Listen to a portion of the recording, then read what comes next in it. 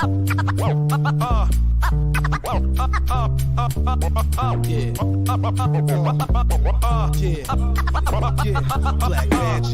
You got to know, got to show what's on the road.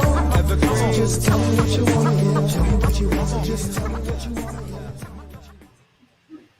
Welcome everybody back to another edition of RatG TV. It's your boy Zeus, and joining me as he does every week, it's the man you all know and love. It's the Wellandwingnut. How's it going, brother? Good, you? Good, man. Good. You know, just got home from wrapping filming on a movie, on an indie movie where I play Sheriff Gaspard. Yeah, with our good friend Christopher Darden.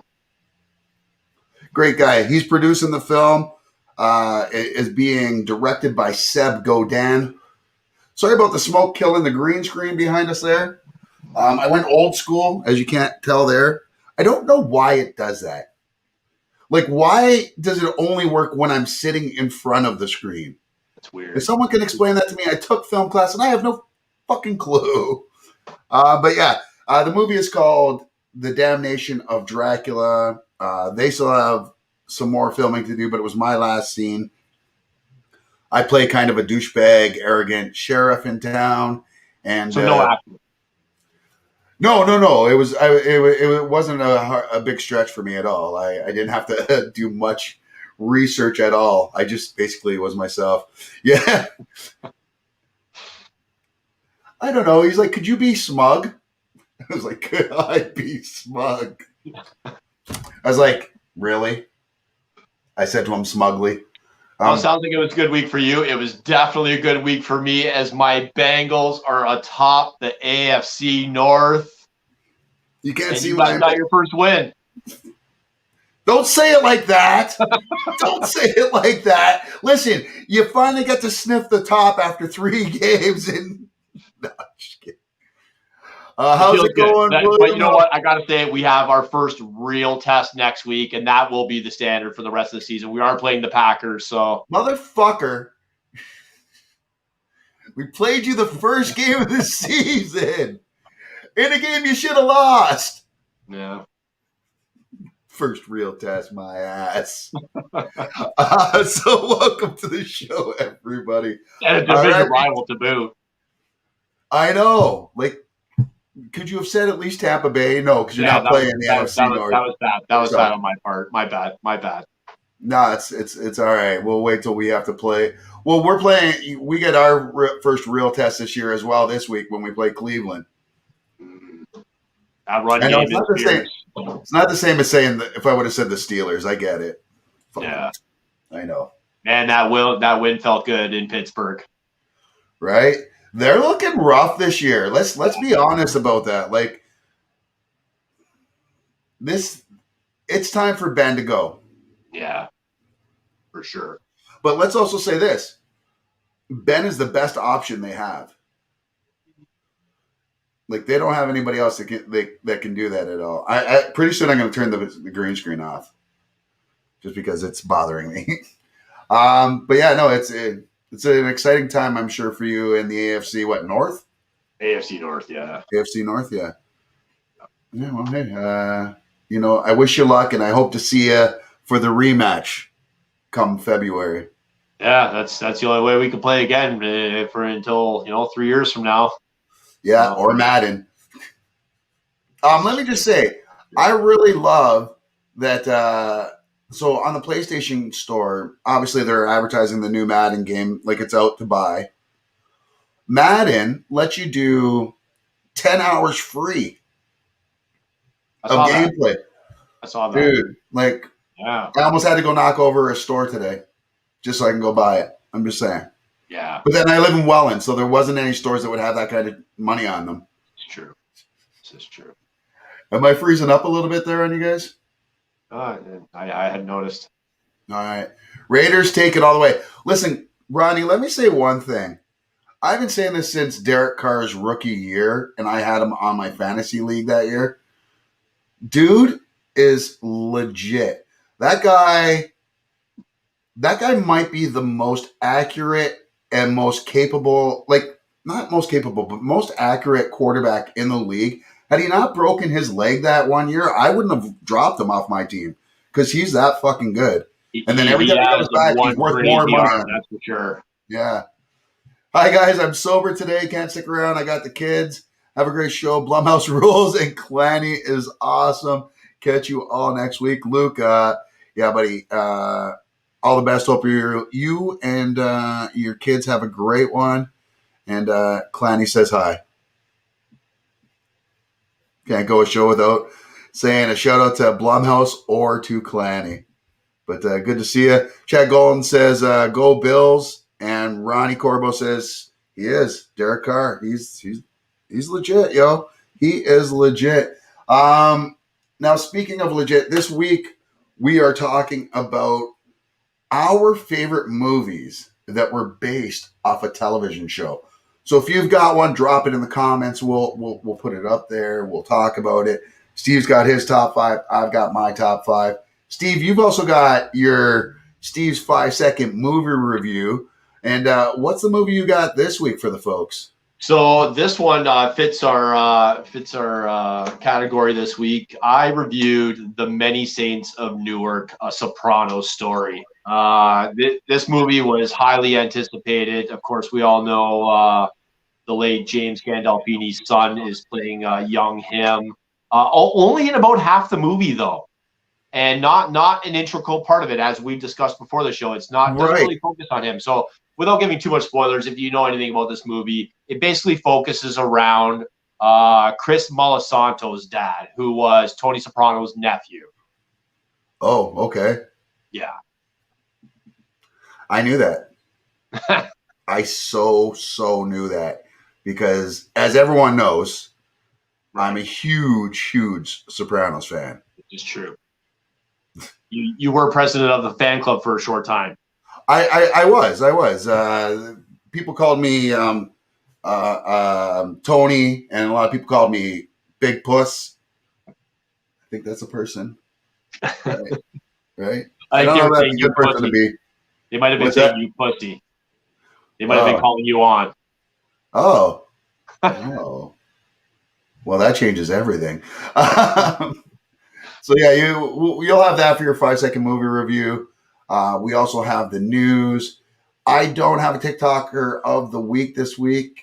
I did have a video actually. I think I might have it. I don't know if I got it up in time, and I don't think it loaded in time. But that's okay because we have with us this week a stand-up comedian, yo. That's right. Barry Carter will be joining us on the show. Glad to have him on here. I checked out some of his stuff last night. Very funny guy. Yeah, man. And I was invited on a show, on a battle show for comedians. I don't know why they brought me on, but it was all about geek stuff. So I won, obviously. Not because I was funny, just because I'm relentless. It's me. Just drink some whiskey and hail Satan. Listen, I'm taking it easy on whiskey. I got to lose some weight, and there's so much sugar in whiskey. And I found out that it's not that I hate tequila, it's I hate cheap tequila. And I grew up my entire life thinking Jose Cuervo was good tequila, like top shelf tequila. It's not. It's not. It shouldn't taste like that. So, but yeah, that's what I'm going to be drinking from now on to try to help curb some weight. People are saying do some exercise. Fuck you, all right? Right. I'm in the same boat, buddy. I'm doing cutting out everything that I could possibly be putting on extra weight without having to work out. That's my whole plan. Yeah. So that's my next thing is, so I got to go back to almost like the keto thing, but it's so hard being vegan and going keto because like it's hard enough being vegan and trying to find foods that I can eat. Being vegan, pasta is a big part of that, and so is bread and rice. And then I got to get rid of all 3 of those for the keto diet. But you remember last time, like I lost like 30 pounds in like 2 months. It was crazy. So I want to do that again, even if it kills me. It's worth it. I'm vain. So we'll have Barry on the show tonight. It's going to be lots of fun. We're just waiting for him to check in, and he can come on anytime. A&W. Listen, when I went to A&W, I was going there for the vegan nuggets that they didn't have. So then I had to get the freaking Beyond Burger. But I get it with lettuce, so it's cool. Which is, let me just say, anyone who gets a lettuce wrap burger, just ask them without the lettuce or have it on a plate, because that's the messiest and dumbest thing ever. Yeah. It's so wet. So wet everywhere. It's just you just don't know what you're doing. Anyways, so that's it. So we'll have Barry coming on the show, and then we'll have the news. And I don't know. Hey, look at that! Why don't we do something a little different? We'll do our top 5 list. Why don't we, before we do that, show the folks at home a little bit of Barry Carter's stand-up? Just for the folks at home, so they know a little bit about Barry.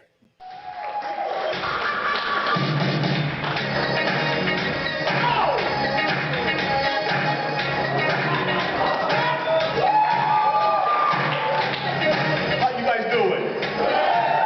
Oh my gosh, how you guys doing? You're so good, aren't you? Wow.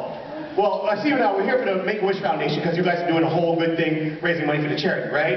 Yeah. Give yourselves a round of applause on that one.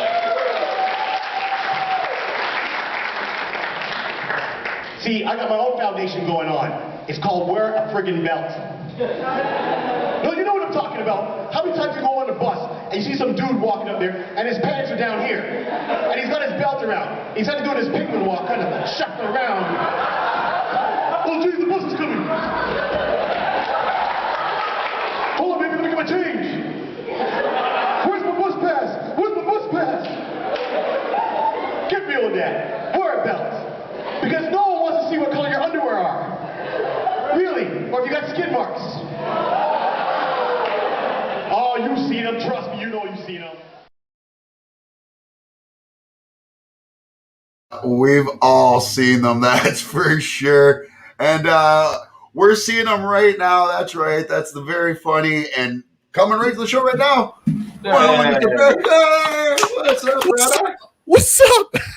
How you doing, man? Zeus, hello, Wellandwingnut. Thank you, Wellandwingnut. I like that. Thank you very much, guys, for having me on tonight, man. I really appreciate it. So, Absolutely. Good to have you, man. You know what? I mean, after being on Battlecom this past week with you, and you know how I kind of had to beat you guys, I felt bad, so I had to bring you onto my show. I'll take it. I'll take it. I'll take the pity spot, man. Comedians aren't humble. We're humble. We don't have egos. We might act like we have egos. You tell us stage time, we're there. We'll do stage time in a bathroom. We will do stage time. Trust me, comedians have done comedy shows in all the weirdest places that you could imagine. So you have a microphone, we're there. What is the weirdest place you've done a show? Oh my God, a swingers club. A swingers club? Yeah, I've done it. I've done 2 shows in swingers clubs. But yeah, like full out. So because I mean the way the club is sectioned. So one time it was a club and it had it sectioned off where people can play, and then it was another room where people was a kind of a bar area, right? So you had to be fully clothed in that area.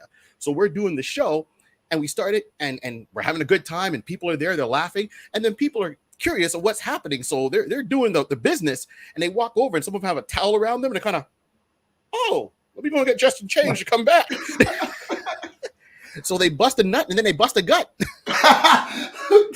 That has got to be the tagline of that place. If that isn't the tagline, I mean, you need to be talking to somebody and like getting some money for that. I'm telling you.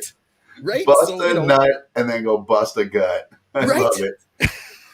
Barry, thanks for joining the show. You mind coming on a little bit early like this and sitting through our? No, man. I was actually I was watching it just to kind of get a feel for it, and then it's like, oh, Barry can jump in anytime. I was like, holy shoot! All right, let me just log in here. I was ready to go, man. Hey, we're pretty easy going here, and we take it easy on everybody, or at least we try to, until we start reviewing movies. Then it gets a little cutthroat. Okay, the Wellandwingnut can be pretty crazy. Yo, I see the goatee going on. I see his. Yeah, all right, bring it. Don't hold back. Don't hold back, man. This is all love. This is what I'm about. Everybody loves the goatee. I almost all my pictures from like Comic Cons and all these events we go to. Everybody just like Ted McGinley fucking was playing with it. Who was that from Super Troopers? Right. He was playing with it. It's like yeah. What's his name? Not the guy that I did the panel with. That I hosted this panel. Eric Stoltz. Eric Stoltz. Oh, okay, yeah. Yeah. Stoltz? No, not grow Stoltz. a decent beard at all. I grow one, and I look like I'm going through 13 with a little straggly hairs around. So I cut my losses. And everybody, I mean, I got the gray in there now, but everybody automatically thinks I'm a ginger, but I'm actually blonde. It's just I'm a Viking, so it's my Viking heritage coming out there. Steve, that's right. You mispronounce balding. It's balding. Not balding. Yeah, I got the Widow's Peak thing happening for a couple of years, and then it kind of no, dude. You're way beyond the Widow's Peak. You're right off the cliff now, dude. Like you've gone from the Widow's Peak to the landing strip almost. Oh wow! Look, you know what? I can't even say anything, right? That's why I usually shave it. No, so this is why I shave my head. Because that's a good look. That's a good look. That's usually my look. Yeah, but you know why though? Because my hairline used to be here, and then I got up one day, and my hairline was here. And then I looked and I saw my dad, and my dad had, the 1970s fro where it's all around the sides, but then it's like bald at the top. And I went, hell no. Right. And it had to go with it. Yeah. So somebody needs to tell that to Stephen A. Smith as well. Like he needs to watch his at this point because his is right up here. And he still cuts it like it's up here. You still got I'm like, no, just I've never seen a brother with a bad looking bald head ever. Yeah. No. I said, if the hairline is equal to your ears, let it go. That's it. Let it go. That's all it is. If you go in the morning and you're starting to comb your hair from here back, let it go. If there's no fro, let it go. Thank you. And damn, I look good in a fro. Awesome. So I don't know if this is your first time on the show, and I don't know if you've seen it before, but basically what we do is every week we come up with a theme for that week. We put it out to the fans. They chime in with their picks, and then Steve and I do our top 5. Okay. This week, I don't know if you saw it, but we are doing our favorite movies based on TV series. I'm ready. Now, so you can jump in with some of yours as well if you want. But if everybody else is ready, we'll get this show on the road. All right, Wellandwingnut, you start us off as you do every week, buddy. What's your top 5, starting with number 5? All right. Starting with number 5, I mean, let's be real. We had cell phone cameras or video cameras when we were, growing up in the 80s and late 80s, early 90s, we would have started this show ourselves. Jackass. I mean, I was that guy. I'm pretty sure I coined "Hold My Beer." I can attest to that. Please, for 1 second, and I don't think we've ever shown the fans at home this, and definitely Barry hasn't seen this. Can you show them your "Hold Your Beer" fucking war wound from elementary school, the teeter-totter? So I don't know how well we're going to be able to see this on camera here, but that's basically as straight as my arm goes. You see the one? Snap! People always think he's got 2 left arms. And then I can do that. So Steve, and I can't touch my shoulder anymore either. That was what, grade 3? Lost mobility there too. That was what, grade 3, grade 4? No, that would have been about grade 4 or 5. I think it was first time was grade 4. So what was happening was I was a pretty light kid all the way up till about 3 years ago when I hit my 40s. But I was on one end, and we had a couple guys on the other end of the teeter-totter, and they were launching me in the air, and I was landing on my feet. Ha, ha, ha. Fucking, that's hilarious. I'm like fucking Superman. And they're like, one more. The recess bell was ringing. I'm like, all right, one more. And they put an extra guy on the other end, and I just went and came down. I was coming down on my back and did the worst thing you could do. I put my arm down to break my fall, and it just crumpled underneath me. I think I broke it in 8 spots and dislocated it. Yeah. All right, you win. That was a legendary day at school. It was so legendary. I wasn't at school that day, and I still remember it vividly. Like I was freaking there. Because what's the kid's name? It was a heavier kid. Danny Duquette, I believe. Right, was the bigger kid. Yeah. Yeah. At the time, I Yeah, don't know right now. I don't think he came to school for a couple of days. He felt really bad, and I told him, I'm like, hey man, it's shit happens, and I was that kid that did a lot of stupid shit. So you know what I mean? That's on me, right? I really told him. I said, don't feel bad, Danny. It's yeah. I remember him not coming to school for a few days. He was pretty upset. Wow. No doubt. Wow. We got Chad Golden jumping in here. He wants to jump in with his quick picks. You're at number 5. He says, I didn't get a chance to comment on the post. Here's mine. Serenity. I almost picked Serenity because I love Firefly. I figured Steve was actually probably expecting me to take Serenity. South Park, bigger, longer, and uncut. I wasn't really. I mean, I do watch South Park. I'm not religious about it, but if it's on, I'll watch it. And it is a funny show. The movie, hilarious. Yeah, the movie was better than the show. I found that was the one with Saddam Hussein and Satan. Yes. Great show. And he also says any Monty Python movies. I will say Search for the Holy Grail, and that's it. Strange Brew, though, good pull. Yeah. Strange Now, Brew. Mary, are you familiar with Strange Brew? We're Canadian, so it's like religion to us. Yes. Saw it in the theater, man. Yeah. Nice. Man, you know how many times Steve and I tried to take a case of beer back with a dead mouse in a bottle? That's Canadian genius. Right. Okay. Yeah. And number 5 is Star Trek. And yeah, man, got to go with you on that one for sure. Rich VC says Star Trek, Serenity, Naked Gun, The Fugitive, and South Park. Some great pulls there, Rich. Love them. Wow. And if you're looking for furniture, go see Rich VC in Niagara Falls at The Brick. I'm not sure. Put it in the link, though, buddy. We'll give you a shout out. All right, buddy. Sorry, Steve. Back to you, buddy. Moving on. Mid-'90s movie from a TV show that I absolutely loved growing up. Tales from the Crypt gave us a couple really good movies, but this one was my favorite. Demon Knight, starring Thomas Hayden Church, Billy Zane, Will Sadler, Jada Pinkett. Yo, man. This was a huge one. And this was the first time I think I saw Will Sadler, and I was like, man, this guy is just scary as fuck. Yeah. Yeah. He's in and then so everything many that's great on it, roles. even in Star Trek or like Next Generation and Deep Space Nine, for those of you that are Trekkies, he was from Section 31, which was like the time travel police.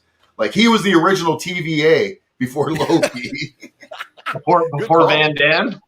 Before Van Damme was... I don't know. That'd be close. He may be after Time Cop. I'd have to check it out. I don't know. But I love this pick, though.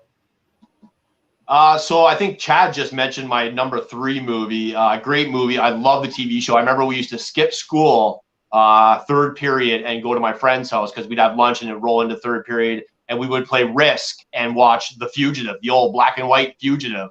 And then sometimes we'd skip fourth period and stay and watch Columbo and a few other shows. But depends on how intensive game of Risk we were playing. But The Fugitive, Harrison Ford, Tommy Lee Jones, just a great movie. I didn't shoot my wife. I don't care. And the beauty of that is, right? Because here in North America, we know that as a fugitive. But if you go around different places, they all have different names. So I remember talking to my dad way back, and I was like, oh, I'm going to see the movie The Fugitive. And he didn't know what I was talking about for half a second. True story. And he's like, The Fugitive. Like, oh, yeah, guy gets killed for, framed for killing his wife. He's looking at the man with a hook. And he goes, wait a minute. That sounds a lot like that show I used to watch in Barbados. And it was called Kimball. It wasn't The Fugitive. Richard Kimball. Yeah. It was named after Richard Kimball, right? So they just call it Kimball. And that's how he knew the show in Barbados. And that was one of his favorite shows that he used to watch when he was younger. Damn. Very cool. See, now I got to find out more of these shows from around the world. Like, is Night Court called like Harry somewhere? I don't know, but they're doing that reboot, right? Yeah. I got that story later. Okay. I am so stoked shut up for on this. that. Steve and I are huge Night Court fans. I might be just a tad bit more than Steve. Only because my favorite show is Married with Children. Right. Night Court is a very close second. Yeah, and I'm like the opposite. So okay, see, so those are in there for me, and then I'll throw in was it Grounded for Life? If you've never seen that show, Yeah. For life. Steve, I'm buddies with the lead actor on that. He would play Bullock on Gotham. Yes. Fucking why can't I think of his name right now? Donald Logu. Yes. Remember when Dave Clow and I on my old account got into that huge fight or whatever? And I shared that so this guy was running for mayor in Welland. And he got mad. I didn't even live in my hometown at that time. He got mad because he thought I was interviewing all the other mayors. And all I do is geek shit. Right. So I kind of clowned him a bit at the zombie walk that Steve organizes every year coming up this, what is it, the 17th, October 17th? We're 2 weeks away. Yeah. Yeah, the day after my birthday, close, we're hosting it. But he got all mad and he's like, why you give all these other guys time, why don't you give me time? So I pull out my phone, I'm like, want to go live right now? And I was being smug, but whatever. Yeah. You know, this guy's a huge bully, always has been his entire life. Put it this way. He's in a wheelchair. Some guy took a video of him freaking out on him and pushed him off the wheelchair, and not one sympathetic comment for the guy in the wheelchair. On the internet. So he got all mad and he said some shit, and he wrote me this big 6-page message, and I posted it online. Right. Like, what was that? 2 weeks before the election? Something like that. Yeah. And it got, my post had something like 150 more shares than he had votes. And he was commenting, like, into this message, he's going off about how he's got all these big celebrity friends, this, that, and other. Donald Logu pops in. He's like, oh, that's funny. He talks about all these celebrity friends. I don't see any of them commenting. Thanks, Donald. And we're But done. now I don't have that account anymore. Like, that's like what? Almost 5,000. I couldn't accept any more friends on that account. Okay. And because of that, we don't have an administrator on our Ryan's All Things Geek page. Right. And Steve sees, I'm sure you see the emails we get. We get emails every day asking people asking us to advertise on their page for like thousands of dollars. And I can't do shit because we don't have an administrator to use the ads manager. Greg Switzer says Kimball was Schwarzenegger's name in Kindergarten Cop. That's right. In Running Man, but it wasn't Richard. All right, sweet. Sorry about that. I don't even know why I got off on tangent. Yeah, because I mentioned here. was it Grounded for Life. That's why we kind of got on this whole Right. Donald. Tangent. Yeah, we do that on this show. So, and by we, he means me. Okay, if I start running away, just tell me, shut up, Barry. Mostly. Number 2, I caught on to this TV show late, probably around the time the movie was about to come out, and I absolutely love this character. We just got a sequel to it not too long ago on Amazon Prime. Very nice. Borat, Cultural Learnings of America, for make benefit of glorious nation of Kazakhstan. Nice. Ali G, yo. Ali Yeah, G, man. Yeah, man. I did like the Bruno character. The Bruno character was funny. The movie was pretty funny, but Borat is by far his most character. And I don't know if you've seen, he had a show on HBO, I think last year. What was this called? Who is America? Yes. And he came up with a bunch of new characters. Oh, my God. He is a brave, brave man, Sacha Baron Cohen. Somebody sent me a video on TikTok of somebody pranking someone, and they pranked the wrong guy. The dude pulls out a fucking gun. Oh. Or was it you who shared that with me, Bert? I shared that with you. Yeah. Yes. I was like, that's what I worry about with Sacha Baron Cohen. That I don't carry guns or anything like that, but I think that's the reason why a lot of people don't prank me, because I'm that guy. Like, I'm not going to shoot you, but if you jump out at me, I might, out of instinct, headbutt you or kick you or punch you or do something just to, and it's not because I'm mean, it's my fear instinct. I'm just like, get away. It's fight or flight, right? And that's what it comes down to. So that's that. And I'm too fat for flight. Yeah.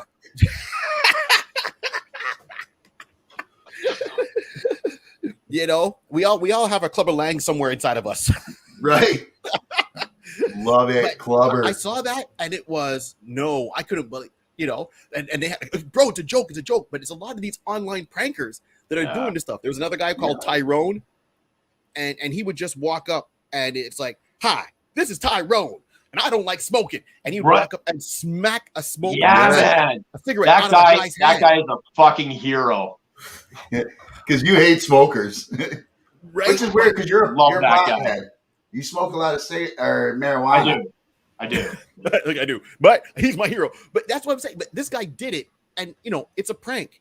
Now, keep in mind, Tyrone, he's fit. He's a big dude. You seen him, right? Yeah. Yeah, I've seen it. And, oh my God, I'm waiting to and he's not doing it to one guy. I mean, sure, it's one guy, sometimes it's one lady. But I saw a couple of clips where he walks up to a group of guys, sitting on the stoop. And on the stoop, yeah. And he smacked it, and they all got up and they went for their waist, right? Because they were all packing.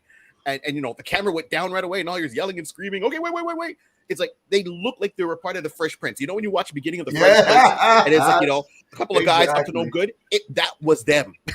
And Tyrone went up to them and smacked. No, brother, no. No. Love great. Awesome. Well, that's your top four. What's your number one? My number one, I still stand by. I think this is the most. It's not even my favorite show. I just think it's the best complete TV series from start to finish. The ending was so satisfying. There was no things left unturned for me. And then they gave us this great movie, El Camino, the Breaking Bad story about Jesse, and it picks up right where the TV show leaves off. So to me, that was just great. We got to see Jesse on the run, and man, what a movie! Did you see it, Barry? Are you a Breaking Bad fan? Oh yeah, I watch all this stuff, right? So this is right in my wheelhouse. So yeah, I agree. That's a great pick, man. I can't fault your top five there. Wow, I still haven't seen it. Still haven't seen it. I can't. I've tried to watch Breaking Bad 3 times now, right? And every time I get through like the first season and a half, and the characters really bug me in the first season. Like I find them very whiny, and I get he has cancer. I'm not trying to be that guy, but shut the fuck up, man. Like just. And we all agree, fuck cancer on the show. And I actually have a daughter who had cancer, and she makes a lot of cancer jokes. I mean, it's it's just something she does, and to cope. So it's good on her. It's a coping mechanism, right? Yeah, Chad. It's a very slow burn, and I made it through that first season and a half, but it was took you 3 times to get through it as well. Like, I might try it again just because I am such a TV guy and love my shows, but man, I have to like the lead characters, and I hate Jesse, and I hate fucking Walter White. I hate his wife. Their job. And I hate the wife, and the only one I liked was his son. Yeah, but you have to hate him. He's not trying to be a nice person. I know, but I don't.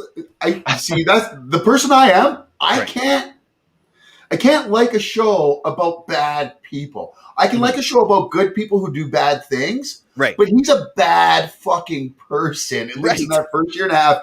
And that first maybe third of the first season, the first 3/4 of that season. Right. He's such a little whiny bitch. He is. And I get the cancer. I get it. Right. Even when he's being tough, though, he's being a bitch about it. And that's what kills me. Like he lucks his way into being tougher and tougher, and then sure he gets that ego later. Right. But to me, that's that little pussy that fucking made it up to the top of the gang that didn't deserve to be there because he fucking Inspector Gadgeted his way to the top because every time someone came at him, he tripped over his own hat and buddy fucking fell off the cliff or something. Like I fucking won, right? Well, you know what? I watched Breaking Bad and I put it into the context of that movie. Falling Down. Is it Falling Down there? Falling Down, yes, Michael Douglas. Yeah. Right. See, but I like that. Right, and I like that. It's just like one thing in your day can cause you to snap, and that's it.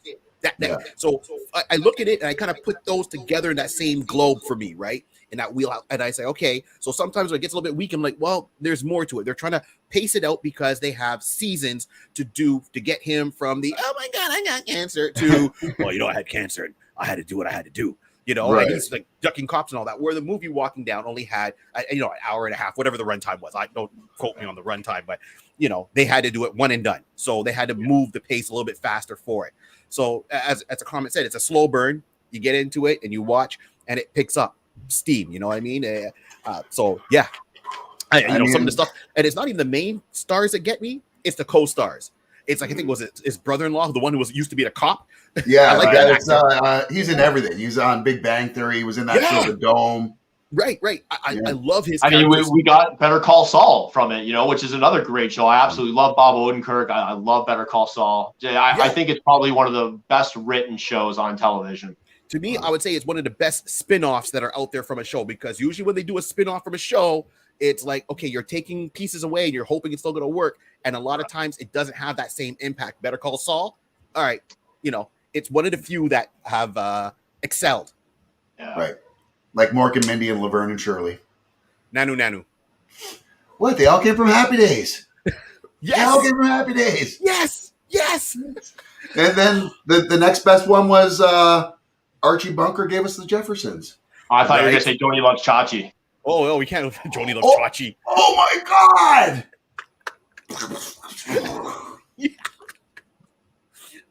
Damn, I totally forgot about that. Listen, Scott Bale's a douchebag and all, but I love Charles in Charge, and I don't care. I'm not apologizing. I liked it growing up too. Yeah.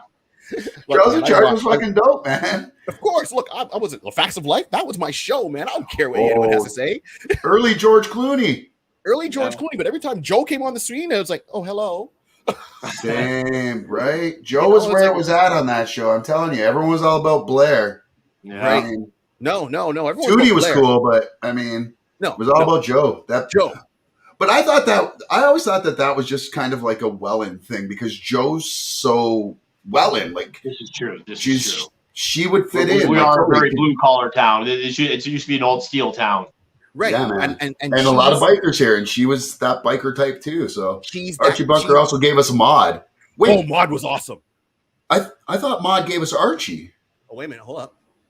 I don't know which one came first. No, I think they're right. I think because there was Archie Bunker's Place came after All in the Family, and I think Maude as well. And Facts of Life gave us Different Strokes. Yeah, because she was still Mrs. Garrett. Right? Was she still a Mrs. Garrett? Yeah. Well, not only that, Kimberly went to that private school that the girls of Facts of Life went to. Oh, see, there's so much I forget about that show, and I've watched it so many times. And my kids liked it a lot, and they were watching it when like Netflix was first getting big, right? Right. And they were watching it on there, and I never remembered the episode with Mr. Carling from WKRP where he tries to rape Arnold. I was like, what? That happened? Run, Arnold! Run! Like another fun one. First, you talking about Mr. Carlson. Edith gets raped, and that I'm like, it was too much for family TV. Family TV. They got away with it, man. I think that's what part of what me and you liked about shows like Night Court. You know, it was a funny, wacky, off the wall show, but dealt with some real shit every once in a while. Yeah, and almost all the shows from back then, and we harp on this. I'm sure our fans get sick of hearing us say this, but almost all the shows we watched from the 80s were progressive, very, we won't say liberal or conservative, but they were very, yes, they were so diverse. And they were like Archie Bunker. Everybody watches that and they're like, oh, he was so racist. No, the whole show was about a bigot learning to better himself. Every episode was about him learning a lesson about how his old school ways are not the way of the future.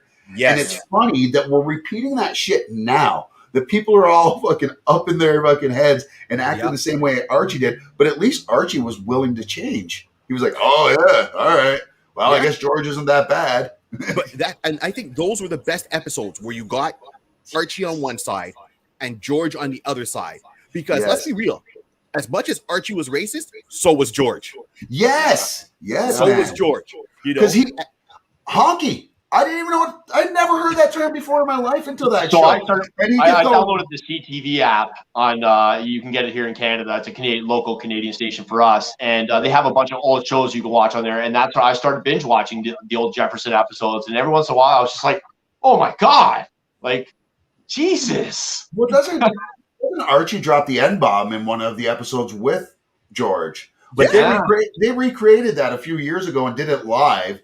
Yeah. And Woody Harrelson played Archie Bunker, and Jamie Foxx played George Jefferson. Right, but it's so forward because I said they were the same, but on different sides of the coin. And when they started, I mean, there was one beautiful episode where George, now it's the Jeffersons, he's having a party at his condo, his people are over, his son Lionel's there, and they invite friends over, and Archie and Edith show up. And George and Archie get into a conversation where they're going back and forth. And then when they get confronted by George's mother-in-law and about how they're carrying on, she says something, and they both kind of turn on her, and they look at each other and say, can you believe how these people are all acting? And they start making fun of everyone else there, but they like to bicker against each other, but they unified against a common goal.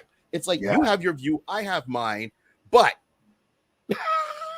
I think there's a new show that I really like, and it's very campy and it's very tame compared to Archie Bunker, but it's the closest thing we've got, I think, for nowadays, and that's The Neighborhood with Cedric the Entertainer and Buddy from New Girl.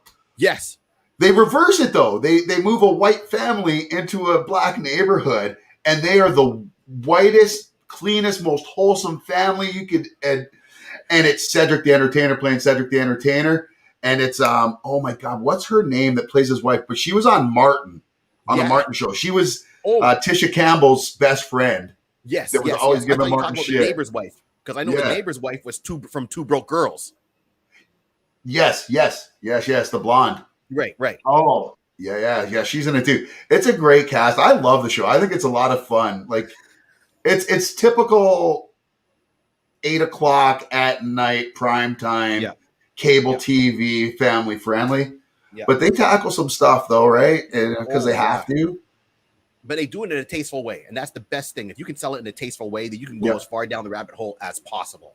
And they do the thing like you said.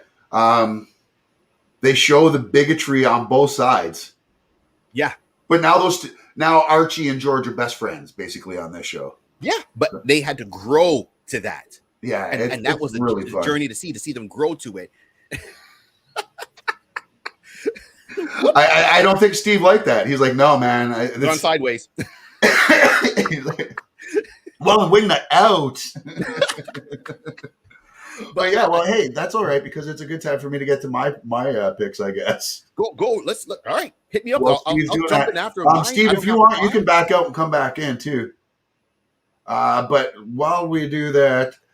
So that was Steve's list. I'm going to go real quick through his list for everybody in case you missed it. Number 5, he had the Many Saints of Newark, based off The Sopranos. Great show. Then he had number 4, Jackass. This shows basically the story of Stephen Mai's upbringing. Next, he had Tales from the Crypt, Demon Knight. Love this pick. Love this series. I hate horror movies, but I love the Tales from the Crypt series. This was on my list. I had to take it off because he had it as well. And that's The Fugitive, Harrison Ford. So good. And it would be on at noon too when you come home at lunch, but I was more about the I Love Lucy and the Flintstones at lunch. Yes.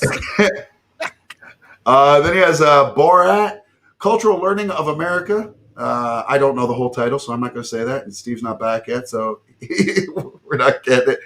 And his number 1 pick was El Camino, the Breaking Bad spinoff movie, which tied up a lot of loose ends, I guess. I didn't see it, so I'm going to take both your words for it. All right, but we'll move on with my list. So I'm going to start off. Now, people know me. You know I'm a geek, so you're going to figure that a couple of these are going to show up here. But you might be surprised that this is coming in at number 5 and not a lot higher on the list. Doesn't mean I don't like it. It's just there's so many great ones to choose from. But for me, it's always been Trek over Star Wars. And for me, I had to go with the reboot. I don't care what people say about JJ or Jar Jar Abrams. I liked them. I really did. Yeah, man. And I love all the original series.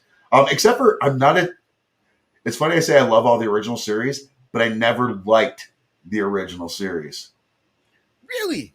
Yeah, I couldn't get into them. Like it was just too old for me. Like my kid has certain shows he can't watch. Like if they're from the 80s or the 90s, he can't watch them just because the technology's so behind what he's used to.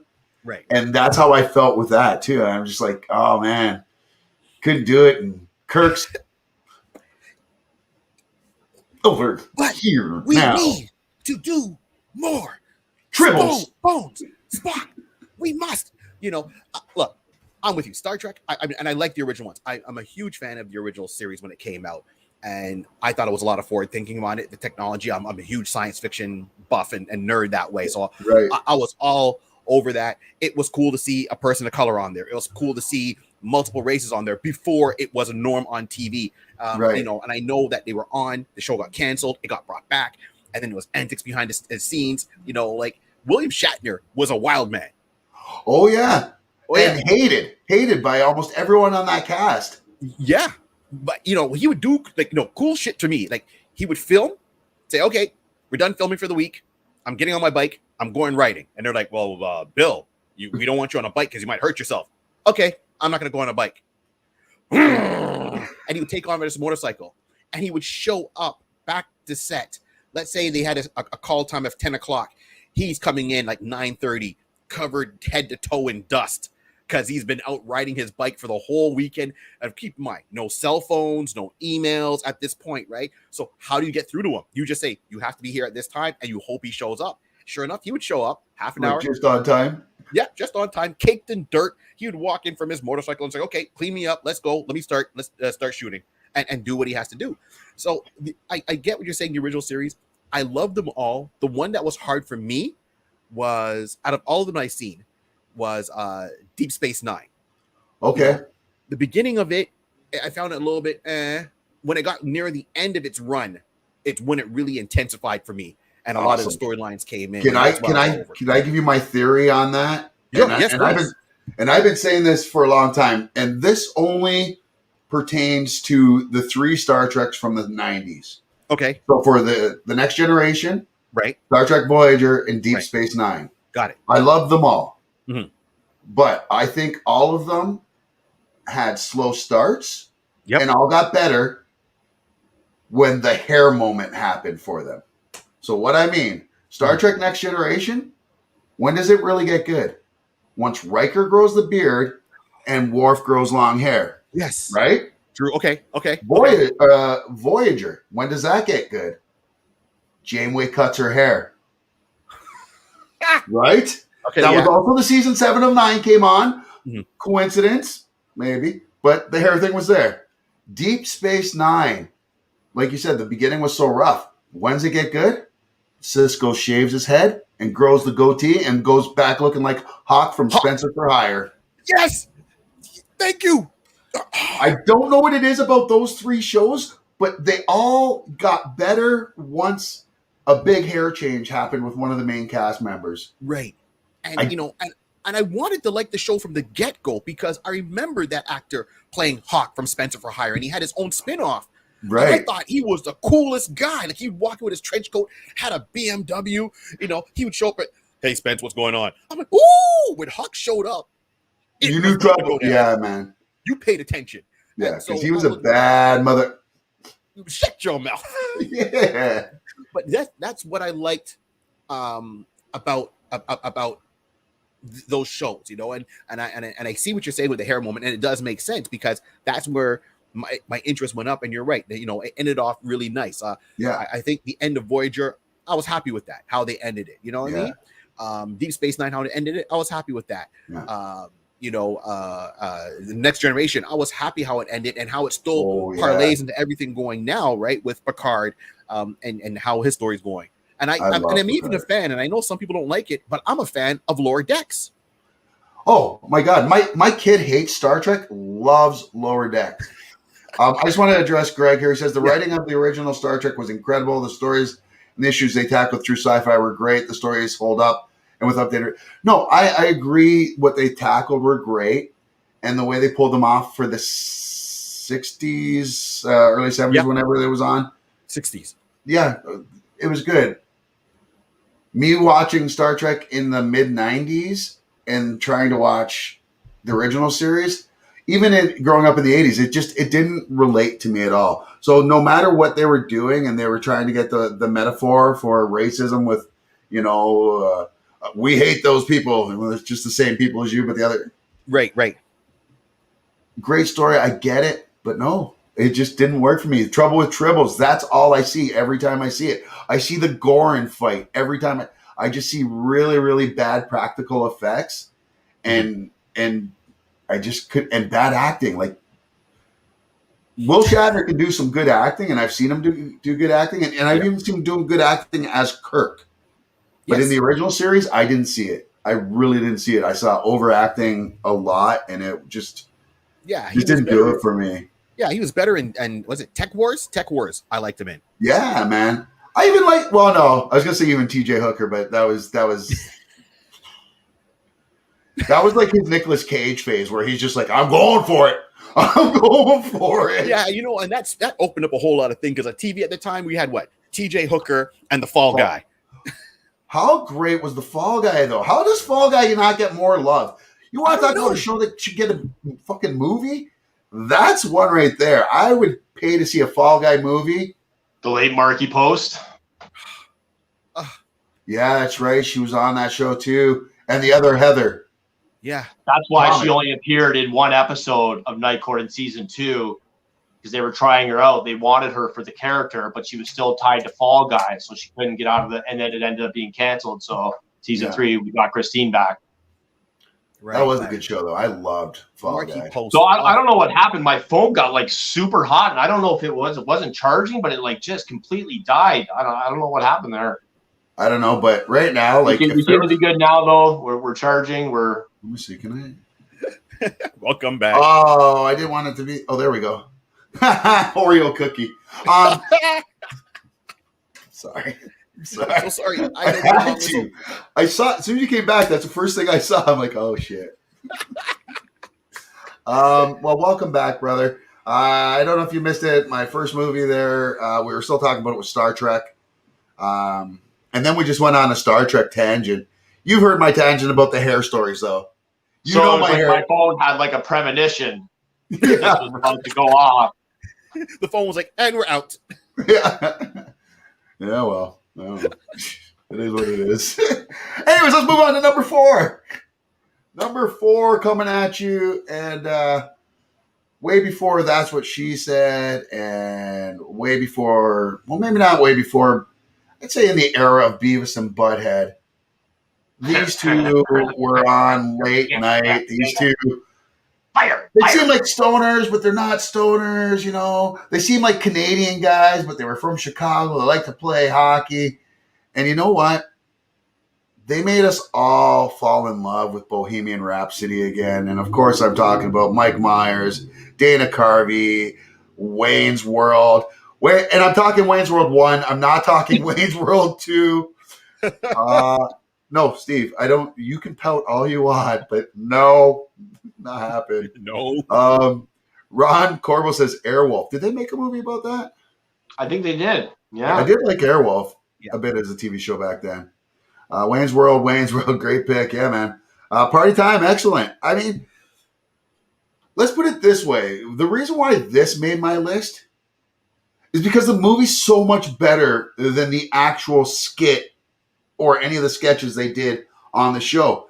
And that's hard to do because you look at most of the other ones that have come from Saturday Night Live, Night at the Roxbury, shit like that. Yeah. They were always better skits than they were movies. And this was the other way around. Did we get a Night at the Roxbury too? No.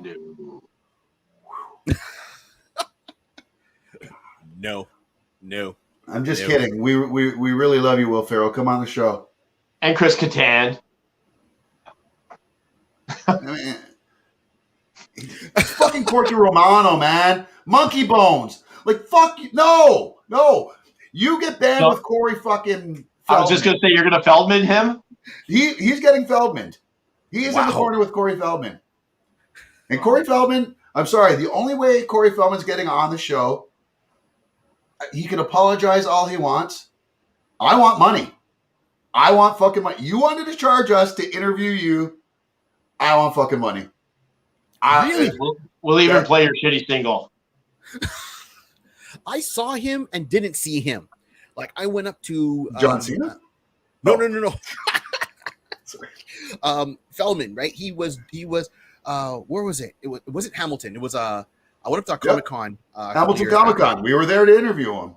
Right. Okay, you went there. So it was, but we went out. It wasn't downtown. It was at an airplane museum. Yep. Okay, so you know what I'm talking about, right? Yeah, So, we were at that show. Oh, you were at that one. So Yeah, that we were was- there. Yeah. It was. That's where it happened. Oh, That's where it happened. Yeah, on That's Sunday. where it happened. So we crossed paths then without even realizing it. Because I went in there with some of my buddies because I have a comic book store, and so it was me and my brother-in-law, and we were hanging out, and we're just watching the stars walk by. I mean, and the only regret I have from that show is that I didn't pay the $60 to get a picture or interview or whatever with Jason David Frank, the Green Ranger, because that's who I wanted to see, and he was the nicest guy to see. Like, I mean, oh no, that was right after my interview with him, where he and I talked about CM Punk ducking him in an MMA fight. It was right before the Mickey Gall fight. Oh Jesus! He's like, I'm giving you an exclusive. He goes, you're the first person to get. Yeah, man. Check it. We've got it on YouTube. You check it I'm gonna out. go watch it. So first of all, what I need to get myself a DeLorean, and I need to do 88 miles an hour and go back in time, and I need to meet you guys before you walk into this event and join you, so we can all start hanging out from back then. I feel I missed some without hanging out with the two of you guys because you. Son of a- So okay. Hey, man. Yeah. You know we've got that open invite here on the door. Wait, thinking now about SNL. Does Blues? Oh, you know what? That was my pick. Yeah. Oh, nice. That's a good pick. Okay. All right, Greg. You That scooped one me. might be better than Wayne's World.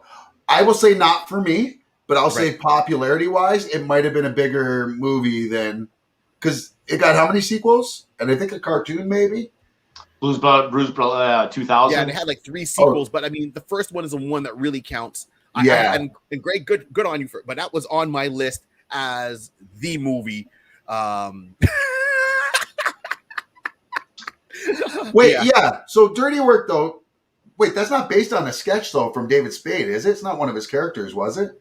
Norm Macdonald, you mean Dirty Work? Oh, right. Was David Spade in that one too? No. No, it was Norm Macdonald and Artie Lang. Oh, oh my. And And a whole bunch of cocaine. Chris Farley had the cameo. He was at the end of the bar. He had the tip of his nose bit off by a Saigon whore. Oh man, I miss Farley. The shit that we missed out on. All right, let's get through this. Next up on my list, here's one that might shock some people. I watched this movie a lot. I don't watch it. I've watched it more than I've watched Star Trek, and probably maybe as many times as I watched Wayne's World. But I just think for the TV show, I love the TV show, and I love this reboot into a movie, and that was Addams Family, and especially the Addams Family values.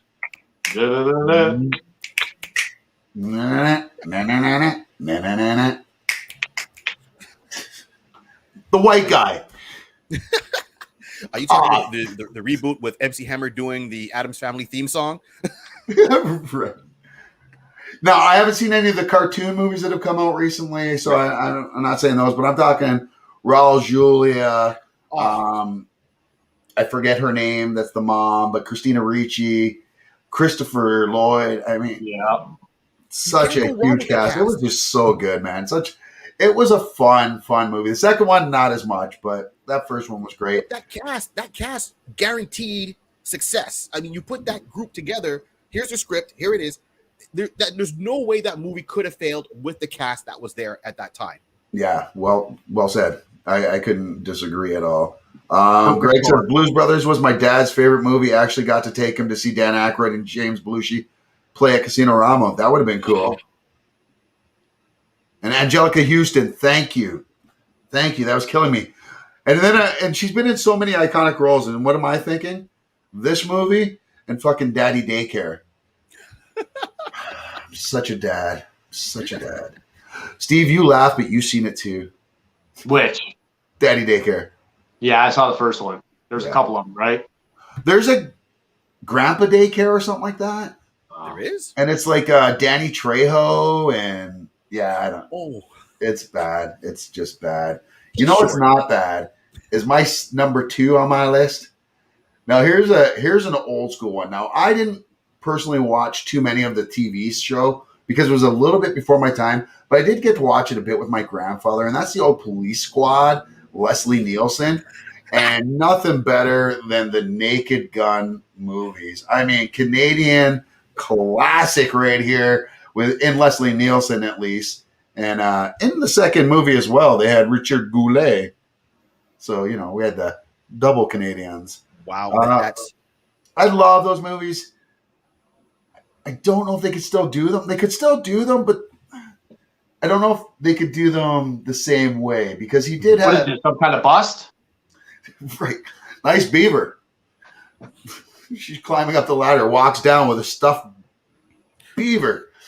I see a TikToker that does that where he has a buddy that's walking behind a couple of girls or something, right? Right. And he'll be holding, say, watermelons. And Buddy will be walking towards the couple and be like, nice melons. And they'll be like, ah! And he's like, no, the watermelon. Like, I've seen him. Yeah, he's good. He's good. What do we got here? That's what I'm here for. That's right, Greg Switzer, our resident movie guru, Greg, one of the lead guys over That's Entertainment in St. Catharines.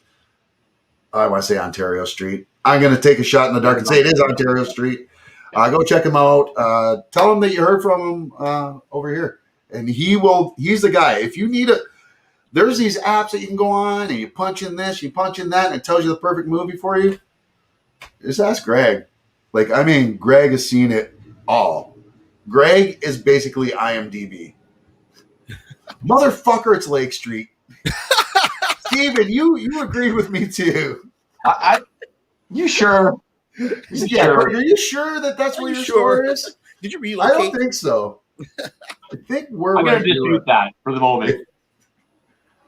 So my number 1, I think, is going to get a lot of people that weren't expecting this to be my number 1. They may not even expect it to be on my list. This is another one where I wasn't a huge fan of the original TV show, but because the movie's and the franchise is so great, not all of them, but especially the last 4. My God, I'm sorry. Let's give some love to Friday Tom the 13th. Cruise. Ah, shit. Yeah, Mission Impossible, especially the last one, Fallout. Such a good movie. These movies, the first one was really good. I really, really love that first one with him, John Voight, and the rest of the cast. And it could have ended right there. Then they did Mission Impossible 2, which was really horrible, and which cost us the Wolverine that we were supposed to have. Yes, thank you. Yes. Doug Ray Scott was supposed to play Wolverine, and then he turned it down to play the villain in Mission Impossible 2. Well, it wasn't he turned it down. What happens is he had it, but they had to do reshoots. So because of the contract, he couldn't. He didn't turn it down. Doug Ray Scott said yes to doing Wolverine. He has the I always heard he had turned it down because he turned it down to do Mission Impossible 2 instead. No, he had Mission Impossible. It was done, but they had to do reshoots on some of the scenes. So because he had to go back my and God! do So it was almost like the fucking Henry Cavill mustache thing. Exactly. So since he had to go back and do reshoots, they couldn't wait. So they go, we're gonna go over second choice. And Hugh Jackman was like, "Oh, I can sing and dance." It's like, "Yeah, but can you look tough?" "Yeah, I can." And that's what it was? It was who suggested him was Fox's first pick, even before Doug Ray Scott. The person who turned it down was Russell fucking Crowe. I listened to an interview with Russell Crowe not that long ago that we shared, where they said, "You're our Wolverine." I don't know why everybody wants Wolverine to be Australian. It's because that one fucked up episode Pride of the X-Men.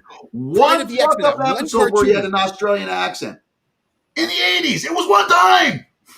He's Canadian. And he got it wrung. And he got it wrong. The only person that should be Wolverine right now after Hugh Jackman is and I forgive is it John Silver? He's in AEW. He's part of the Dark Order. He's a wrestler. I'm looking him up right now.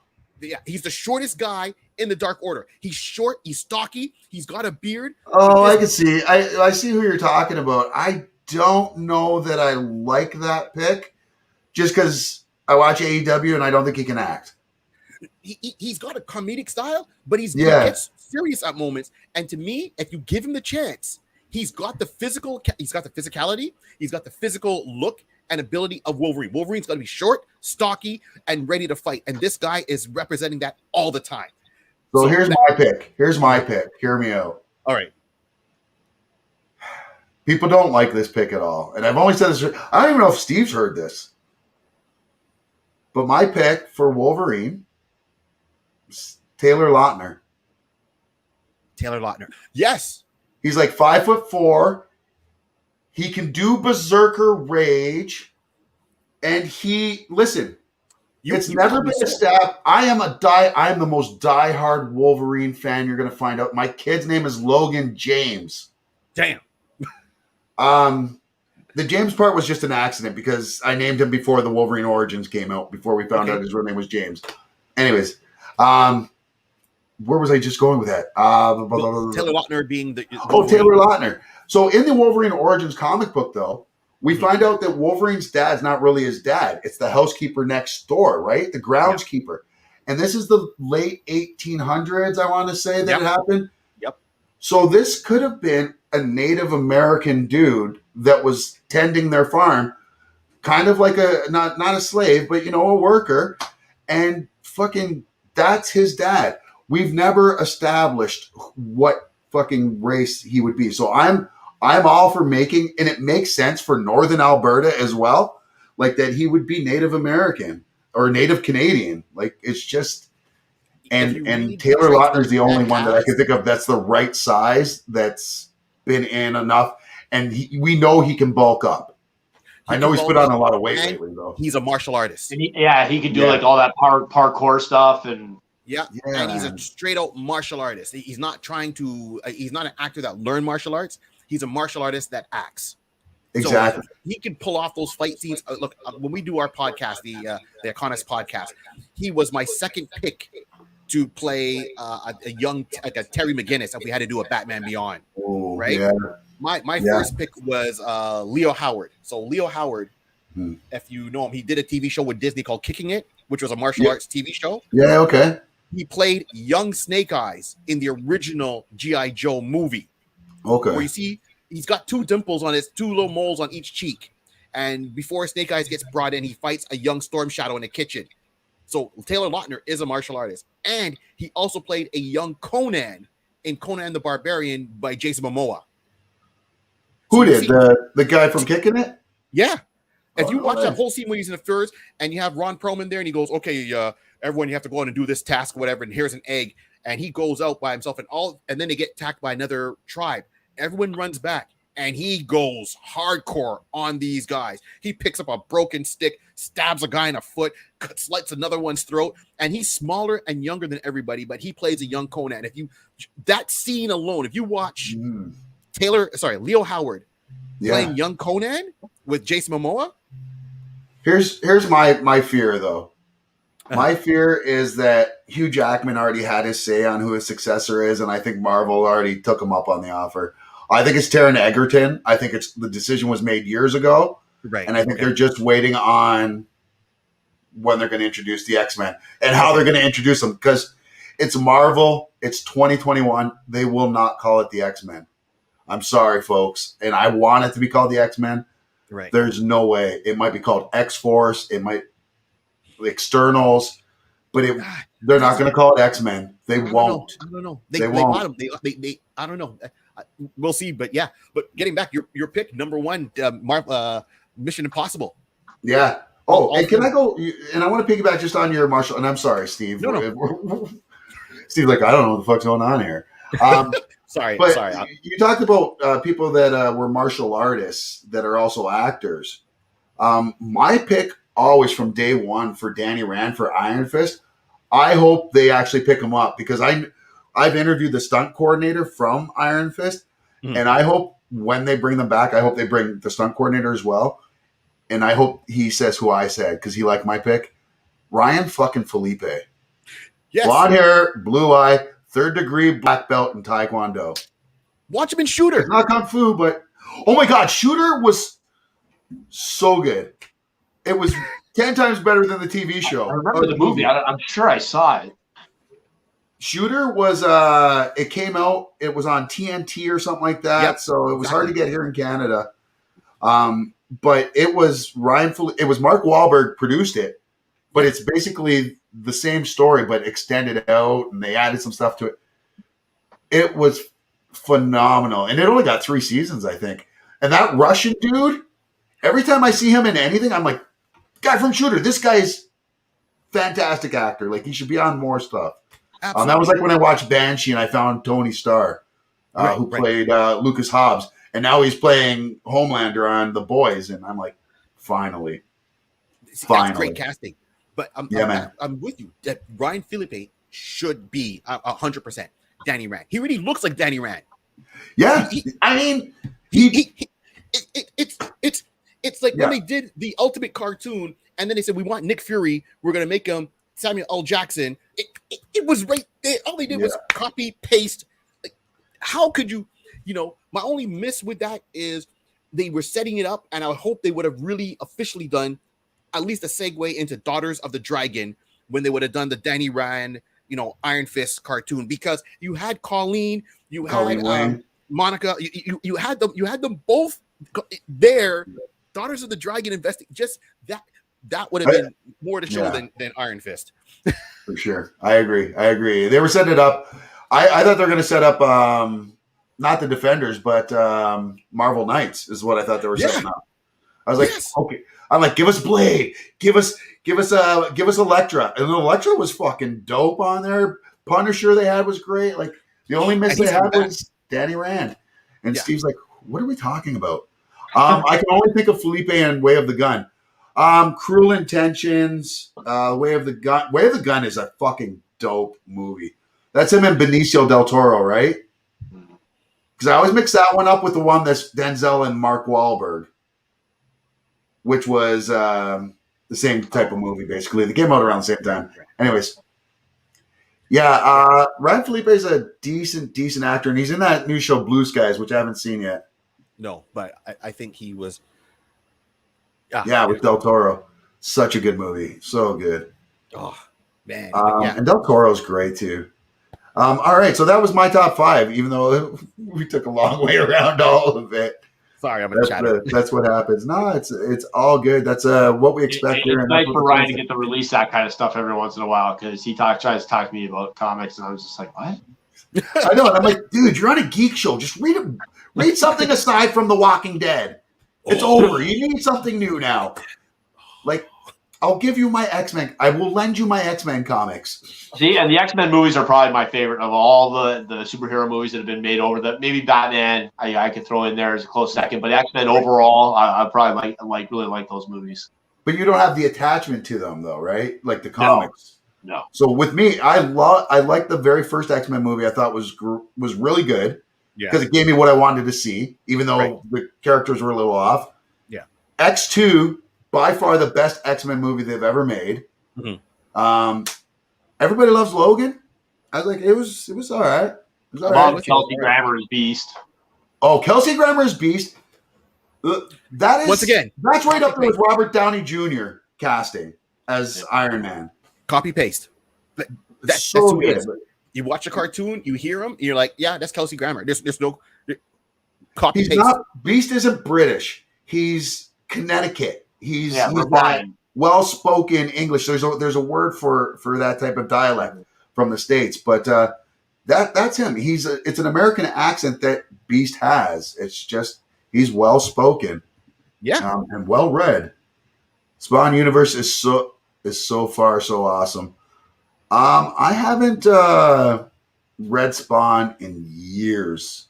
Like, I mean, before they started bringing on all the other Spawns. Like, I was reading Spawn when they had the cartoon out, Right. that you had to buy like the rated R VHS tapes. Yeah. Yeah. Well, yeah, I know Beast is articulate, but there's an actual word for that dialect in that section of the States. And I should know that because it's part of our dialect class. Zombie. Snobby. Oh, no. I was was going to say snobby, Republican, but that's mean. To the people that speak that way. I'm totally kidding. I am. I swear to God, I have a lot of great Republican friends. They just all hate me right now. Spawn seems like it'd be closer to Steve's style than X-Men. Yeah, maybe. Yeah, I remember seeing the movies with like John Leguizamo and Michael J. White. Michael J. White. Yes, Yeah, and they D.B. were all Sweeney. right. Yeah, I didn't mind them. Not ones I've rewatched. I could say that. So Curious about the there you go. reboot. We'll see. So yeah, that's gonna do I'm it a big for. horror guy, so that's my Well, thing. we don't need to know about your sex life. No, I like me some horrors too, but mostly like horror movies. Horror. I'm sorry. When you don't enunciate, I miss. I'm just kidding. We make that joke literally every single time one of us says horror. Every single time. We are still 5 years old. And Okay. We're okay with it. So that brings us to the end of our top five there. Now Bear, what are some that stand out for you? Anything that wasn't mentioned? I wasn't mentioned. Okay, so for example, I'll make it quick. The A-Team. Yeah, decent. I mean, it was pure. I mean, the casting was really good on it. The action was going nonstop, like the pace of it, and I think it captured a little bit more, and it got more into the history of the characters with what they didn't do in the show. So I liked the A-Team, and I wish they would have done a sequel, but because of how it did in the box office and what they put into it, what they see profit-wise, that's really what's holding it back. So that is one. Another one is The Muppet Show. Right. That almost made my list. I'm not going to lie. That was almost on my list. Huge franchise. Yeah. Huge franchise. Rainbow Connection. It transferred well into, the time, and they always had a Muppet Show movie coming out. So that's always something to see. And then one of them is Dragnet. Dun, dun, dun, dun. Tom Hanks. Right. Yeah. And Right? Dan Aykroyd. Right. Yes. I was trying to remember who was in that with him. Yeah. I don't know why I was thinking it was Peter Scolari for some reason. Like, was it a Bosom Buddies reunion?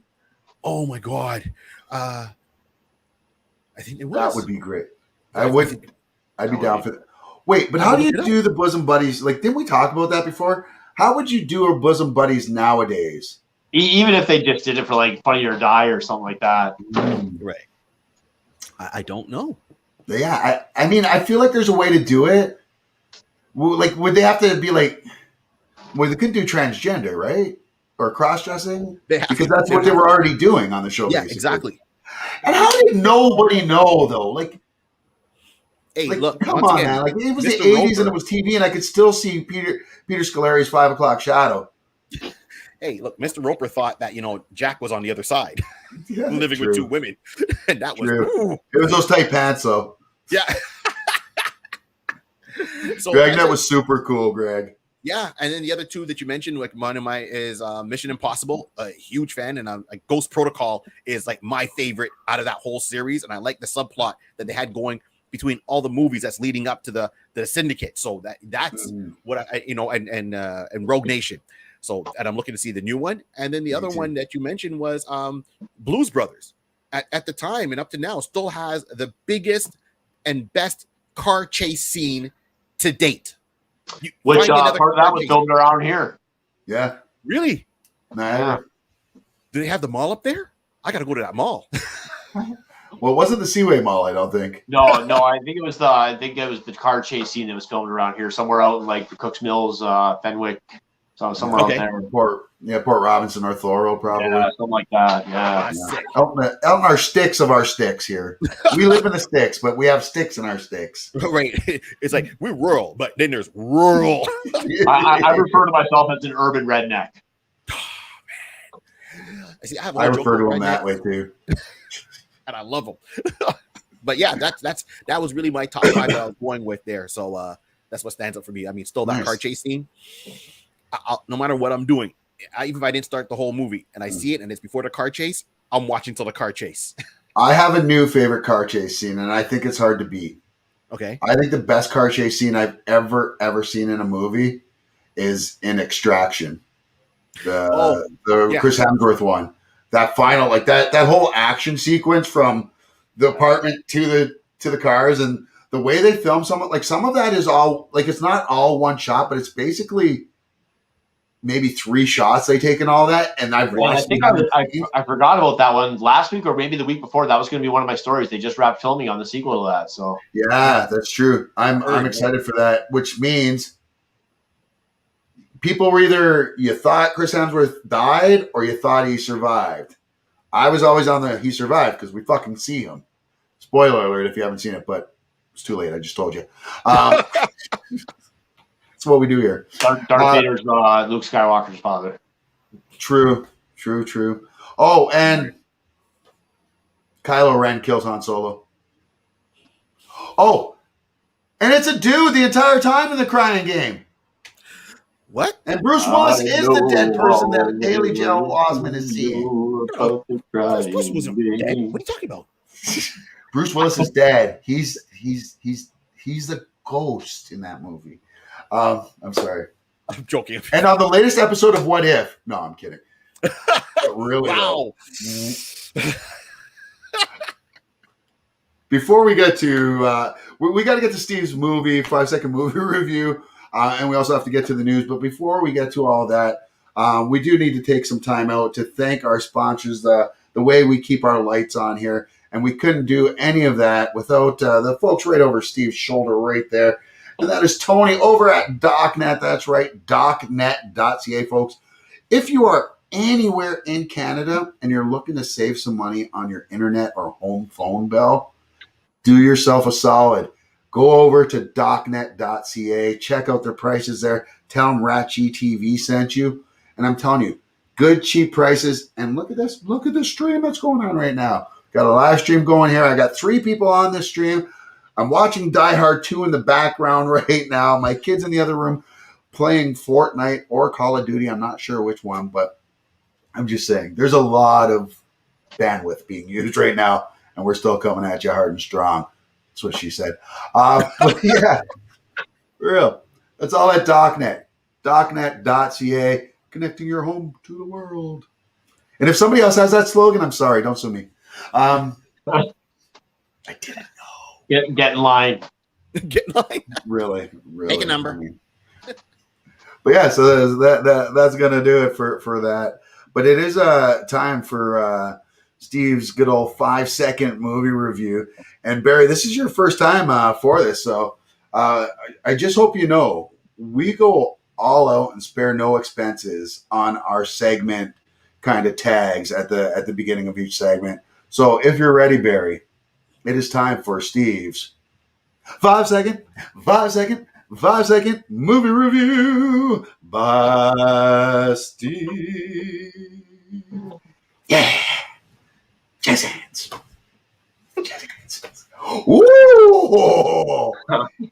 He added something new to the jazz hands. I like it. So Steve, you got your 5-second movie review this week, and man, you got a good one, I think, here for yourself. This is when you've been wanting. I was surprised with Ben. I actually fell off in the later, I think probably the last season. I didn't watch during the original run, but then I ended up finding out how it ended it, so I kind of put it off. And we've been watching it recently, so leading up to this, and as I'm getting a look right now, I mentioned earlier in the show, this is a prequel, and I didn't know there would be a spoiler for like season 4 or 5 in the first fucking 5 minutes of the movie, Amber. And I love that She's sitting right beside you right Oh, she's now. like giving right you- here. Like yeah, right giving here. you shit. Giving you the stink eye. So the Many Saints of Newark is the movie, a Sopranos story. And yeah, I'm ready whenever you guys are. All right, buddy. Well, if you're ready, we're gonna get the best the best clock we've got. Money can buy. If you're ready, buddy, you may begin. It's a good story of the mean streets of Newark and the many saints trying to jack the city in a war of American gangsters. 3 movies. I love that you got New Jack in there, though. Yeah, I love man. it. Now, if you could have worked in a Pookie reference, Right? I mean, can we all agree that's Chris Rock's best performance ever? It's Yeah. true. Going to crack Put it. him on the map. So what'd you think of the movie? So it's 2 hours long. I would expect it. It's a long movie. You know, mob movies tend to have a lot of story and a lot of stuff like that, and tend to run a little longer. And I did find there were a few lulls in it, but overall there was no Goodfellas. Amber's favorite mob movie. Ray Liotta in it too. I was just gonna say, raising it though. Surprisingly. But yeah, it was good. It had a lot of really holy shit moments. We had a mystery that we thought was solved back during the original story. Turns out not true. Yeah. Ooh, some spoilers there, folks. So if you are a Sopranos fan, this was a decent movie. This is a must-watch for Soprano fans. All right. So what's your rating out of 5? I gave it a 4. A 4 out of 5. Damn, not bad, not bad. What's the highest you've been so far? 4.5, right? I forget what. I think I've given it a few 4 5s. Yeah. Not bad. So it was just those walls. Definitely watch the entire series before you watch the movie. Poor Amber. Poor Amber. I'm sorry. It was a big one too. I'm sorry. That's what she said. One. No, she literally just said that. Well, that's good, man. Well, there you go. So, folks, you've been watching the show long enough. You know what Steve's likes and doesn't like. So, if you're one of those people that love the shit that Steve loves, there you go. Go out and watch this one. You're gonna love it. And if you're a fan of The Sopranos, It was no Blumhouse. It was no Blumhouse movie. it was no Blumhouse. Shout out to Luke, who is taking some time off with the kids this evening, which is awesome. The only time we fully support you not watching the show is to spend time with your kids. Like, I don't care if you got court or if you got a baby that's being born. Luke has been good to us. He's been a long time fan. Yeah, man, great guy. Where is he in? Gurney's, Great Britain. Yeah, it's a little island off the coast of England. Yeah. Good guy. So that does it for our 5-second movie review, which was pretty good. What do you think, Barry? First time? I'm loving this. This is awesome. I want to come back. As I said, I still need to build a time machine, go back, meet you guys before interviewing Corey Haim, and watch Feldman. the jokes from there. Or Feldman. Yeah, we tried to get Corey Haim, but he was really hard to reach. After the whole back and forth thing between us and Corey trying to negotiate the interview between him and his handler, because he wouldn't even talk to us personally. Mhm. I basically said, Ryan, and I had to bite my tongue from saying it to his handler. I was ready to say, you know what? At this point, I'd rather interview the other Corey. That was my joke, you bastard. Yeah, because that whole day, he just sat there with his 2 girls or 3 girls, because he had to single out, and The he just Angels. had on his glasses with a hood over his head and just sat there. And then even when people paid to take a picture with him, he wouldn't even take off the friggin' hood, so you couldn't even tell. Like, you're not a superhero. You're not. You don't have a secret identity. We know you're there. You're short. He was the Unabomber. He showed up in cosplay as the Unabomber. Oh my god! As I said, my only regret, as I said, is that I didn't get Jason David Frank's picture, because that would have been my selling point, and I'm looking for him to come back to Canada. JDF was really cool, like very, very cool. What was cool too? As Mick Foley. Yeah. Funny story. I did his panel, right? Wasn't Mick on? Yeah, I think Mick was on the panel I did with Terry Reynolds and RVD and Barbie Blank. It wasn't the one with Jake the Snake Routers. That one was, oh my god, it was so bad. Oh really? No, I said me and my brother-in-law walked in, and we're just kind of, getting the lay of the land, right? So, everyone's in there or walking by, and my brother-in-law is like, he's 6 foot something, and sure enough, this guy comes between us. He's like, excuse me, I got to get back to my booth. We're like, booth, and he cuts, like, he just kind of brushed up against us, and I'm like very mouthy, so I'm like, who do you? Oh, I'm looking up, and all I saw was Mick Foley walking. Like, I saw the plaid, and then I looked up and I saw the beard, and I looked up some more, and then I saw his head, and I'm like, holy crap, Mick Foley. And he's like, hey man, how you doing? And I'm like, oh wow, okay, I'm gonna shut up now. And it brought a lot of things into perspective for me. And I mean, people, for myself, I'll speak for myself. I watch a lot of wrestling, but I watch at home. I'm not there. I'm not standing beside them. I don't know. Like, I know they're tall, I know they're big, but you don't know until you're standing beside one of them. Yeah. And when I'm standing beside Mick Foley and I'm doing this, okay, then everything just, kind of pew. Because I'm like, wait a minute, you're walking and you're that tall and you're hunched over, because he doesn't stand up straight. He walks hunched over. Mick Right. Foley, right? And then Yeah, because it's back.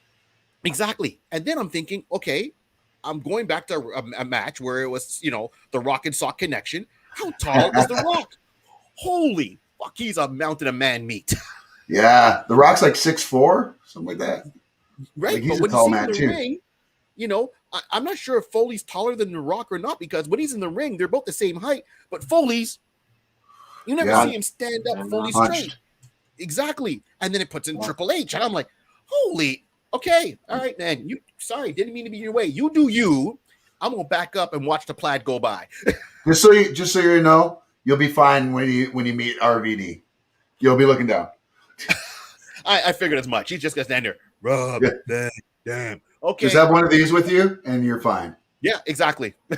You're good. You're he's good. He's a big supporter, promoter of all that, You know who else went into business, into the marijuana business in Colorado, which is weird because he's Canadian, as my weed smoke evaporates us in the background. Val Venus. Really? Remember we did that story. Hello, ladies. Yeah.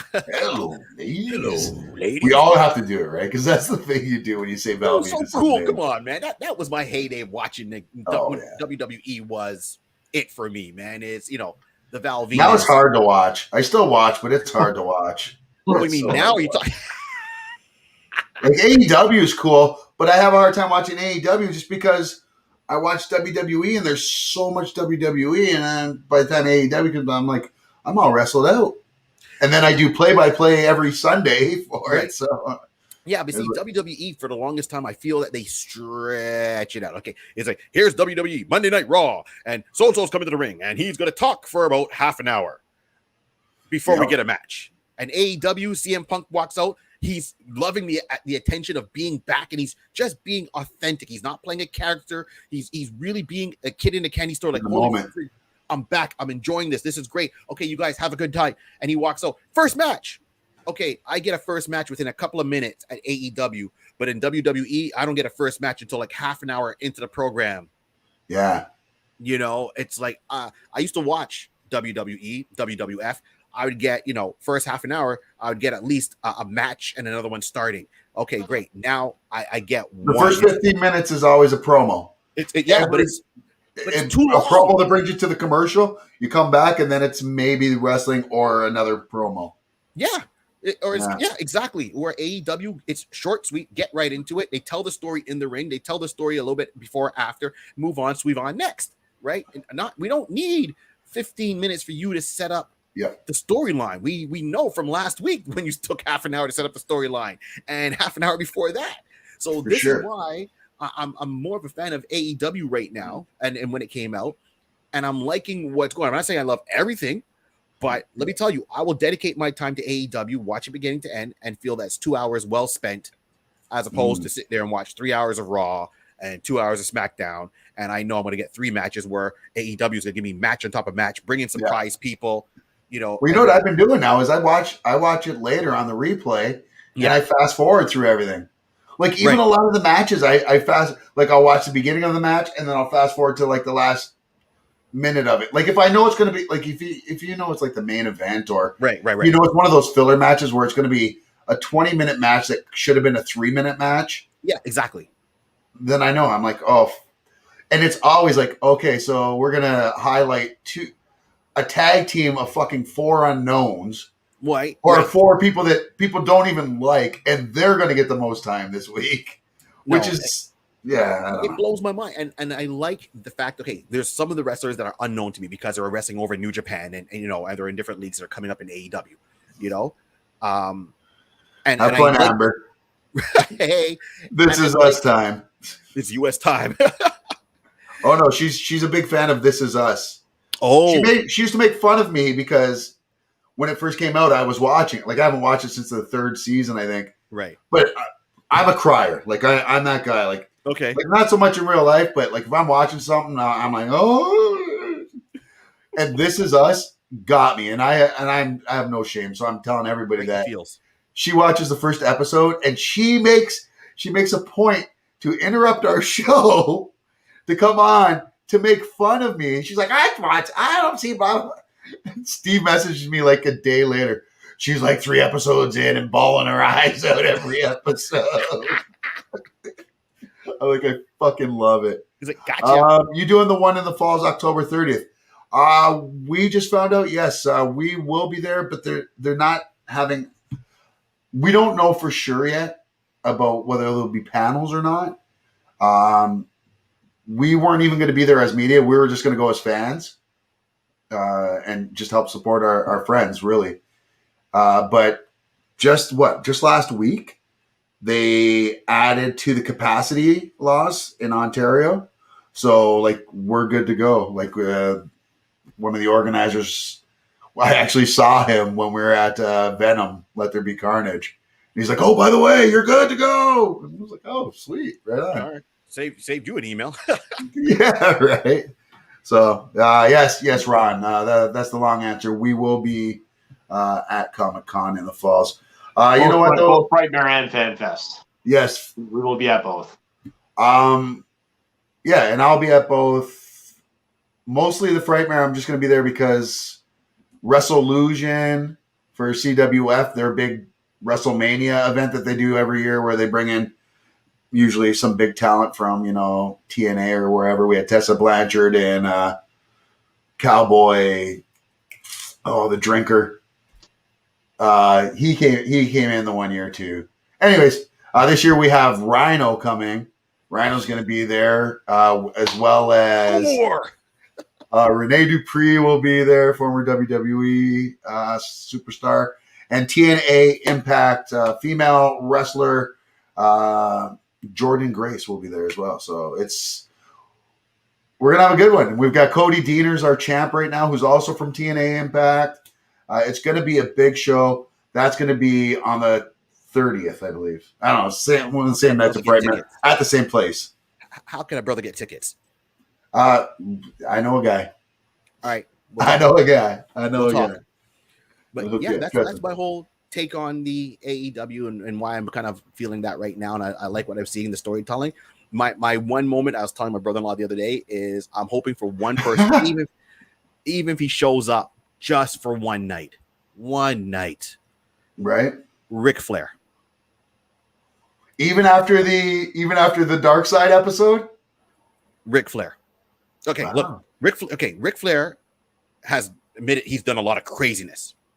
He's partied. He wasn't the character. He is that person. Okay. Yep. And a lot of wrestlers have done some wrong stuff. Oh yeah. Okay. Not gonna rehash it. I've watched it beyond, the Dark Side episode. I did see it. I know what he says about it. I know he's addressed that before. And so it's not might be new to people now. It might be reopening some of those things for people now. Yeah. But it's not exactly. But it wasn't like he never talked about it before. So that being said, I still want Ric Flair. And 30 seconds. I want Ric Flair because 2 of the other horsemen are on AEW, and have Ric Flair come out, even just a slight interaction with the 3 of them. Well, and Arn just turned his back on Cody last on Friday. Arn Anderson left Cody Rhodes. Well, he told Cody Rhodes he's basically like, you're a punk. Like, he's like, I'd never put up with this shit. People come up to me, I fucking put them down in the ground. He's like, exactly. I'm Arn Anderson. You need to start acting like Cody Rhodes, and he booked. So I miss saw that old school 80s wrestling for real. Yeah.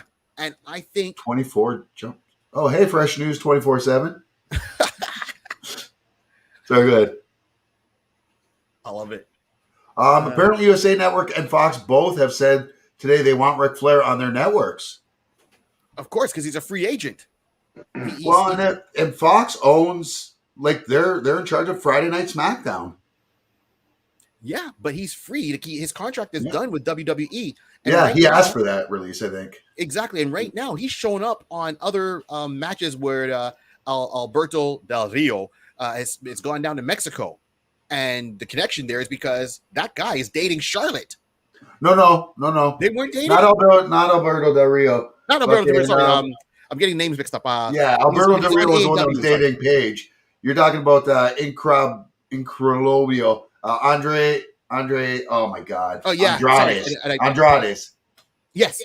So he's Yes. dating Charlotte, and he's showing up on, in ring with them when they went down to Mexico a couple of weeks ago when he was doing some luchador matches. So I just want, he doesn't have to wrestle. Just walk by, let them acknowledge. With his robe closed. Yeah. Even the storyline that they could tell with Ric Flair coming in, Arn Anderson's with Cody and that fraction, right? Tully is with the Pinnacle. Spears. Yeah. You bring him in, and that storyline, it's like you got 3 out of the 4 right there, the Horsemen, but they're all on different sides and they haven't really intertwined yet. That could open a great storyline going forward. We had a great run with the Inner Circle and the Pinnacle that went on, and it's got this conclusion. Now you can start something else up, and stir that pot a little bit. Well, we start a new 4 Horsemen with do you start a new 4 Horsemen and you? Oh no, sorry, I'm mixing up the last name. I was going to say bring in Bray Wyatt, Rotunda, but Right. I was thinking Wyndham. Sorry, I have to shut my window. My neighbors are having a party. It sounds like. Oh, yeah, no worries, Get no a beer. worries. Sorry, buddy. Here's one thing I'll say about wrestling, and especially what I think AEW's got right. And I've been saying this for a few years now, and I say this at like all the places I work as well.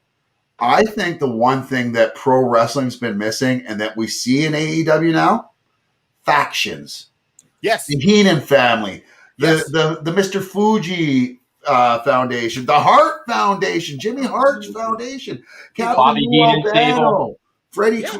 the classy Freddie Blassie. Yeah. The reason why WWE fails so much is they try to push wrestlers that they bring up, and they're like, oh, their promos aren't that good, but look how great they are and how good they look. And look, Brock Lesnar worked because he had Paul Heyman as a mouthpiece. Yes, he did. Big John Studd worked in the 80s because he had Bobby fucking the Brain Heenan. King Kong Bundy worked because he had Bobby the Brain Heenan. Listen, I'm sorry, I love King Kong Bundy, but you can only say 5 so many times. You need a mouthpiece like Bobby the Brain Heenan, and especially if you're new and upcoming and you want to prove you want to get over young talent, put them in a faction. And don't put it in a faction that's just going to break up in like 6 months. That's stupid and short-sighted. But that's McMahon. He doesn't like factions. He doesn't like tag teams. He always breaks them up as quick as possible, and that's where he's lost out, right? The factions are really well. I mean, and the ones that worked well are the wrestlers who fought for it. So Triple H fought to have Evolution. Yeah. And Evolution, it was like, well, it's going to be me, Flair, Batista, and Orton. And look how good that faction was. Yeah, man. That was a great faction. You know what? So they have a couple that were factions but are 3-man tag teams, basically. Right. The Shield was a great faction. Absolutely. And the New Day, probably, if the New Day is considered a faction, they have to be considered the greatest faction of all time, in my opinion. Just 2 world championships. Yep. And like heavyweight championships. And they have Tag how team many belts. countless IC titles, US titles. And then they have 13, 20 fucking tag team title reigns. Like, it's just the numbers don't lie. As much as I want to give it to the Heenan family, I don't know that I could. We've been going for like almost 2 hours yet. We haven't even got to the news. And I know Amber's probably looking at Steve at some point. She's in This Is Us land. We're good. Oh, shit. Well, I'm lighting up a joint. and we're gonna get to the news. I'll join you. All right, I'm gonna stop talking now. I'm just No, gonna sit here. that's good. DX was the best of all time. DX was Yes. a great faction. Which one? I'm talking the DX faction with, China, the New Age Outlaws, X-Pac and X-Pac, and Hunter, and Shawn Triple H. Michaels. Or That's HBK. there. Yo, because I love the New Age Outlaws. That's my tag team. Man, like literally that tag team was just great only because of Road Dogg. Thank you, but still, Yeah. Billy Because Gunn. he was so good on the mic. And that is Magic. a wrestling fucking pedigree though. That guy, Brian Armstrong, comes from the legendary Armstrong families. If you grew up in the 80s and you watched WCW, World Championship Wrestling pre Ted Turner. NWO. Yeah, like that was the Armstrongs. They ran everything out of Georgia, it seemed like. They were everywhere, but I loved it. How are you doing there, Steve? Steve, I know. It's all wrestling talk. Steve, Hey, Steve did it on the 80s stuff. 2005 prior, I'm in. The last 15 years, I'm lost. You might like AEW, honestly, though. Like Jake the Snake's there. He's a manager there. Yep. Does he have a faction though? Lance No, right now Archer. He just has the Murder Hawk. Mm. But he's probably could do a faction, and he's done interviews that he went in there only do 6 months, and they've extended his contract now for a couple of years. So he's very happy about it. He's making money. He's giving a lot of people their stuff like this. Well, see, but there's the thing. They never got rid of those. There's Miz has got a show. Johnny Drip has got a show. Yeah. New Day had a show for a while. Chris Jericho had a show. Yes. Kevin fucking Owens has a show. They just gave a show to Baron Corbin. I mean, I'm done with the give me shows, but only let certain people have it. Piper's Pit Absolutely worked because it was always Piper for basically his career. Mm-hmm. We had the barbershop was okay. It didn't run too long, but that was only good, really. Honestly, it was just because of the heartbreak or the rock and rollers breaking up. What were they called? The Rockers. Yeah, the Rockers. Yeah. Put it, that's where Marty that show. Poor Marty. Right? Even Brother Love's show wasn't that great. I love right? He was great, but the show was I mean, there's only certain people that can pull it off. I mean, you need someone with the mind of a Roddy Piper. Bobby the Brain Heenan would have been great to have a show like that. I think that's why back in the 80s, you know what? remember them doing the late night thing. What's not that? Only that, but Piper asked the hard questions, like if you liked coconuts or not, So great. So great. Poor Piper. Oh, I almost made a joke there that was not good. Piper. All right. I agree. WWE needs more factions, but you only need 2 or 3 tops. Look at AEW. They have way too many factions at this point, but ain't really using them. So, but I think AEW has to have that many factions because right now they have too many fucking wrestlers. So if you look like at a Sean Spears, you look at even a poor Jungle Boy who came into this thinking, this is gonna be all about me and these indie guys, and then you're seeing Adam Cole come in, you're seeing fucking Malachi Black come in, seeing all these WWE top guys come in that are gonna take your thunder. Yeah. Even though the AEW was built to be the one that worried about these guys. And Adam Cole makes perfect sense to be there. Aleister Black makes perfect sense. Right. They're both indie guys, and that fits them. But I don't know. I don't know. Because I think they have way too much talent over there right now. Yeah, because right now one of my favorites, and I haven't Jericho has one, is Adam Page. Love Adam Page. Cowboy Adam Page. I liked his person. At first, I was kind of like, when I first saw him, I was like, oh, you're trying to be like a kind of a Stone Cold kind of thing. But then getting to see him and knowing his story, I'm like, okay. And then seeing him in action, I'm a Did you watch ROH before? Pardon me? Did you watch him when he was on ROH? Because I used to watch Ring of Honor back in that time when him and Adam Cole and Kyle O'Reilly and all those guys were there. I got to find some of his older matches because no, I haven't. Yeah. So I'm telling you, Paige was a badass, and he's still a badass. He wasn't the drunk though back then. He was just the kick-ass cowboy. And I like But that. he looks. Is it just me? Does he look just like Stephen Amell with long hair?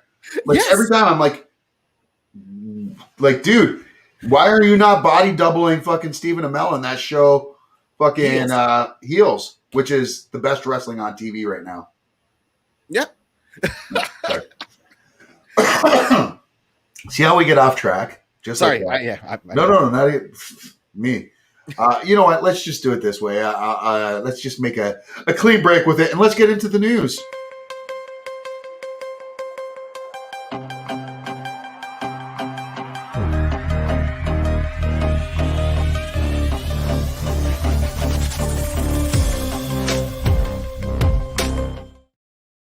I'm a little embarrassed now. You know, we had that great intro for Steve's 5-second movie review, and then we throw this piece of crap, and it's like, you know, it's just embarrassing. Jordan. I'm just kidding. Jordan. I'm Jordan. Just telling you, Jordan's gonna be like a mega producer in fucking, at least in Canada. You're in trouble now. Was me, yo. Don't shoot the host. We start off every week. Steve's our like Dr. Death every week. Yeah, and no deaths to report this week. No real notable deaths that our audience would really know that has passed. But you know what? Today is 4 years since we lost Tom Petty. Oh yeah. Yeah. That was a sad day. That was a fucked up year. That was the year we lost David Bowie started all off at Christmas Eve or something like. Not Christmas Eve. It was actually December the year 28th, before, I think. yeah, a few days leading up to And then that whole year, 2016, it was every week your death count was minimum 5 big name people like that people would know. And I was just like, I've never seen a year like that ever since or before that. Reaper has been working overtime. More sad news. Basically, an update on the story we did a week or two ago. That's Michael K. Williams was found dead in his apartment, 54 years old. The coroner has confirmed that it was an accidental overdose due to fentanyl-laced heroin and cocaine. Wow, that's sad to hear. And yes, Tom Petty died. I mean, when someone dies that young, especially in Hollywood, it's sad, but that's usually the first thing we all look at, just because of the precedent's been set so many times before with so many celebrity overdose. Like, it's happened so many times that we have the 27 Club.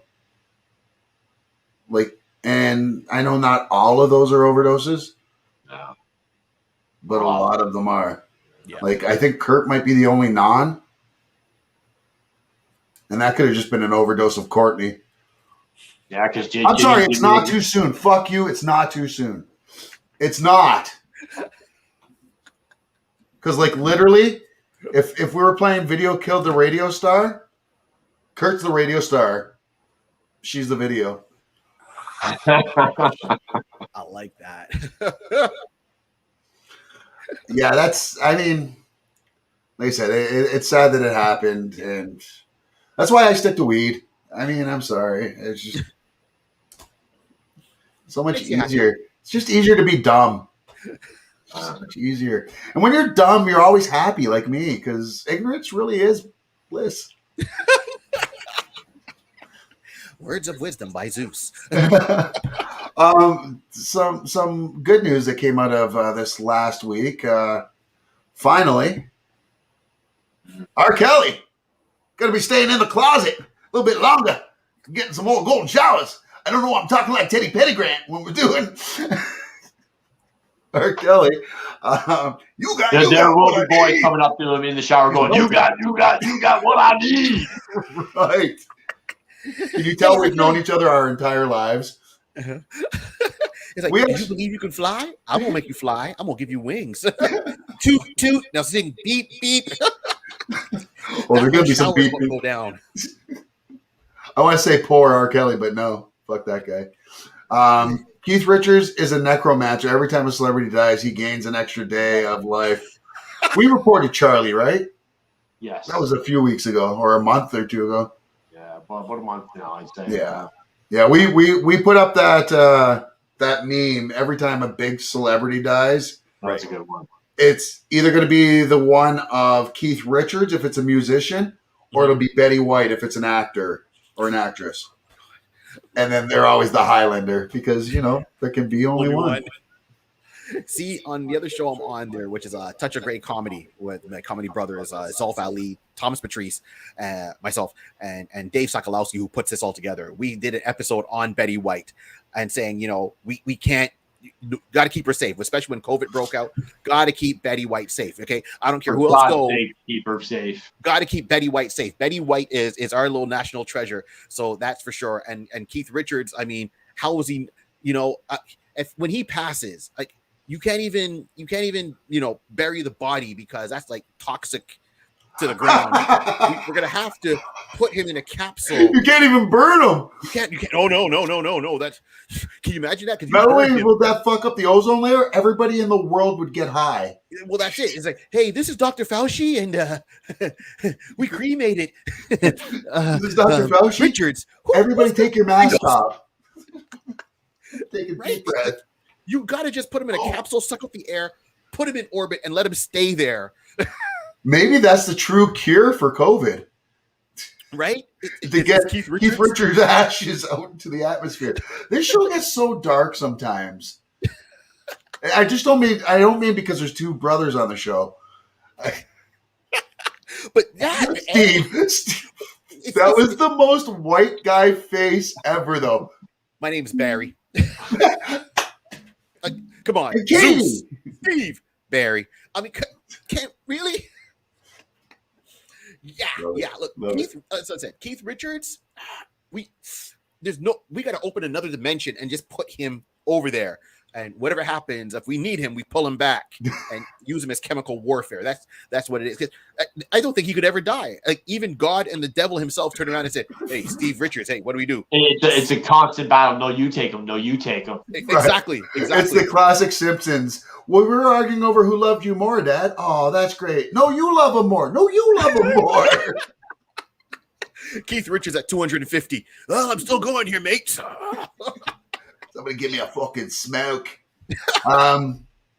Does he call them fags? Because he's from England and old school? And I'm not saying that derogatory. No, but that's what he would call them. He would call them that, and right? Just the same thing they would call a trunk a boot. Right. Well, I think all Brits call it a boot still. Like I think even in Australia they call it a boot. And I'm not saying about in Canadian. I'm saying a boot.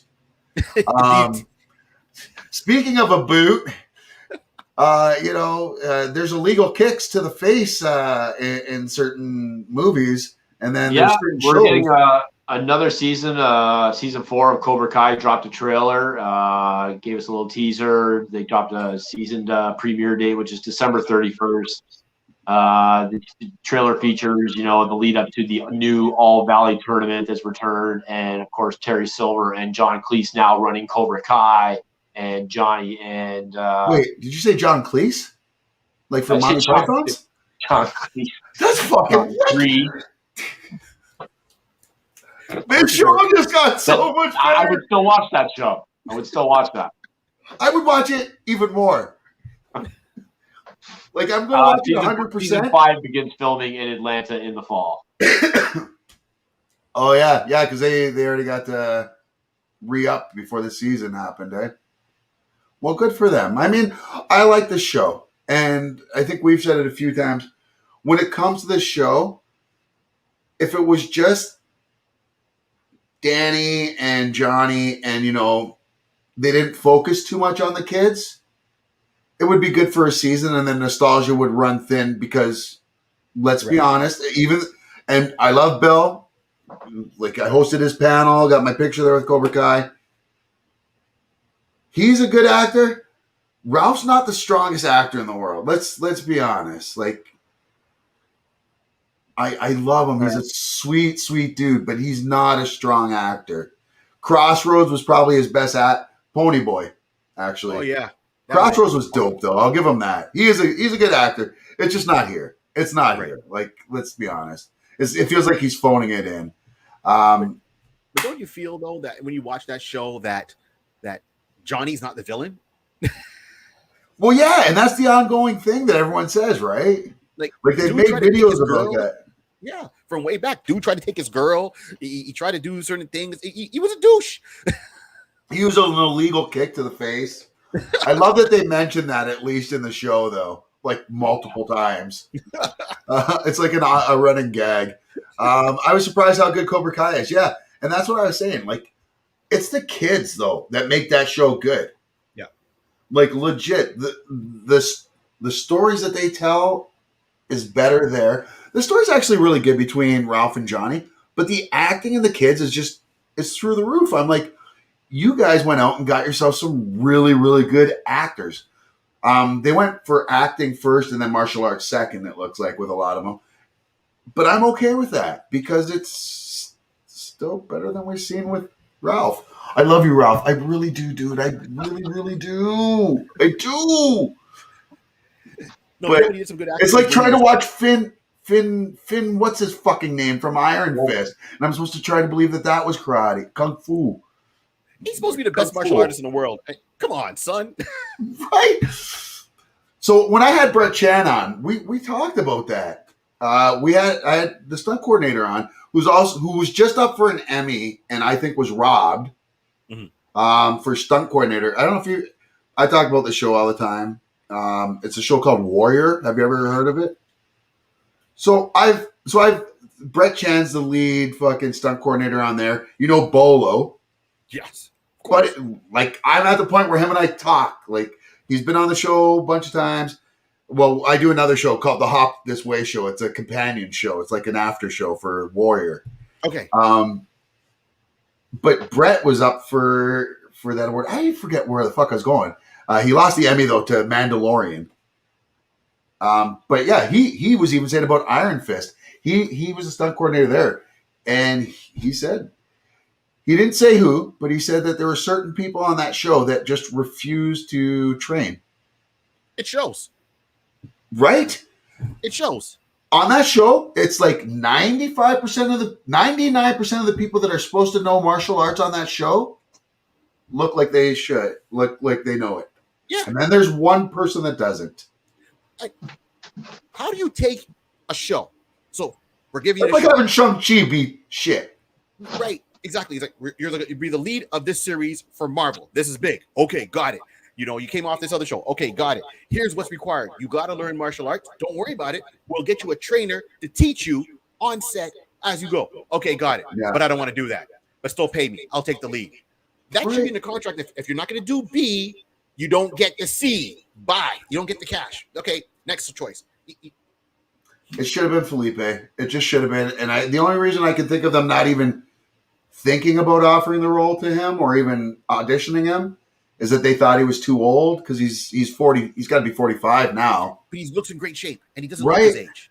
Like even like originally when they talked about this years ago, they were looking at Ray Park. Yeah, to do the role of Iron Darth Fist, and Maul. he wanted to do it. Yeah, Darth Maul. Yeah. He wanted to do it, but they just never got the project off the ground, and he would have killed in it. Yeah, man. I like him a lot, and he's a good dude. Like we've met him just in passing, but he was cool when we met him at where's that Comic-Con, and they had the real. Remember Chewbacca was there. Yeah. Topic today was what are your favorite movies based off of TV shows? We went through them all, and we're already 2 hours in, so I'm not going over them again. I'm sorry. But when the show's over, you can rewind and check out Steve's top 5 and my top 5. And this is Barry Carter. Barry Carter is stand-up comedian. Where are you, Barry? Are you in Montreal, Toronto? I'm in a basement, man. They don't let me out. Put the Blink lotion twice if you're okay. before you get the hose again. No, I'm originally from Montreal, living here over in Ontario in Milton. So I do get to go around a lot. So I'm out in the St. Catharines area. I'm out in Brantford. I'm out, around here, Mississauga downtown. So I do travel around a lot doing the stand-up comedy as much as possible. So that's one thing. And then my other passion project is what I'm wearing my T-shirt, the Iconist podcast, where we talk about comic books and we fan cast them and we give some history on it. So we do that. We do videos that come out on every Tuesday. It's me and my cousin. And then the audio on the podcast comes out every Wednesday. So we're 25 episodes in so far. and we have a whole bunch lined up with guests coming on. So yeah, looking forward to it. So you just take a peek. Awesome. Here we go. Do it. Put her up there. Iconis podcast. I think I subscribed to it already, but I will again. And I'm already putting it out there. I'm more than happy to be on there. Yeah, absolutely. We got you lined up to have you on for a couple. I already spoke to my cousin about it, so it's a done deal. So you know what? When Ryan's All Things Geek, our Facebook page that started this all off, when that first started, what I first started doing with the show with the page was almost everything was fan cast. So I've got, like, if you go to the page and you look it up and you look just like at the albums and stuff, there are still albums that are up there that are like, I fan casted Young or Teen Titans at the time. Oh, okay, yeah. So like my choice for Superboy back before it became popular, right? Because you'll see it was Robbie Amell, like Guy Gardner, and right? I still stand by this. Got to be Stifler. Absolutely, it has to be Sean William Scott. Absolutely, like he's the perfect douchebag to play a douchebag. As I said, copy paste. Like we used to have another show called Out the Box Fancast, right? And then that was years ago. So before Titans even came to air, we're talking. I must have cast this maybe 3-4 years before Titans actually came to air. Before they even talked about production and all that, we did an episode on Hawk and Dove. I have to find the old audio, and I casted Alan Rickson to play Hawk. No shit, nice. I called it out 3 to 4 years before they cast him. Nice, and then they cast him as Hawk. So you can imagine, I gave myself a concussion doing a backflip in my basement. What was he on before this? He was Aquaman. That's right, on Smallville. Yeah. He was Aquaman, and he's done some other stuff. But when I looked at him physically, saw how he portrayed it, he's Hawk. He was Hawk. He will be Hawk. He will always be Hawk. The only thing is they didn't give him the magical aspect of his origin in that show. Right. But we know it's a multiverse of how they break it down. Exactly. And same with neither does Dove though either though. No. But to me, Alan Rickson, I love Titans. Like I hate the Snyderverse and I fucking love Titans. Really? Yeah. Oh, I can't stand the Snyderverse. Like I cannot. Well, yeah, so we talked about it before. Yes. Yeah.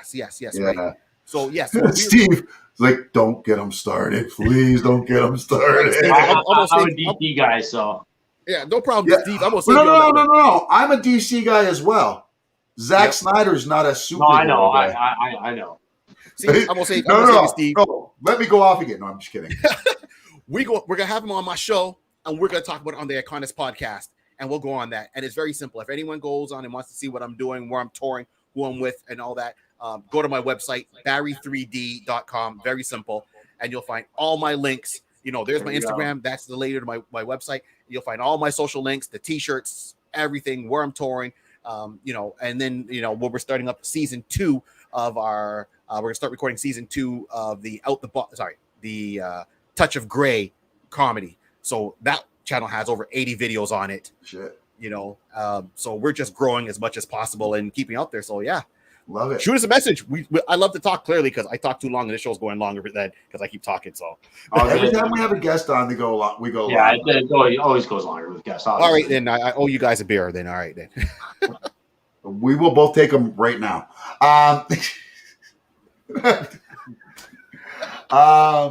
As beers pop up on both guys. I forget where we are. Oh, we're talking Cobra Kai. So here's a story. Our next story, finally, it is over.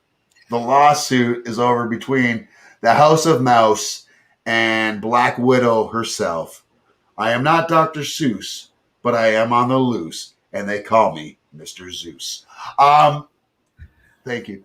I spit bars. I don't. Spitfire. That was as close as we get. So they did finally settle, though. And I mean, like, they didn't really give us any details on what happened. We do know that ScarJo is already scheduled to make a new movie with Disney. Didn't take too long. And I don't blame her. ScarJo was quoted as saying, "I'm happy to have resolved our differences with Disney. I'm incredibly proud of the work we've done together over the years and have greatly enjoyed my creative relationship with the team.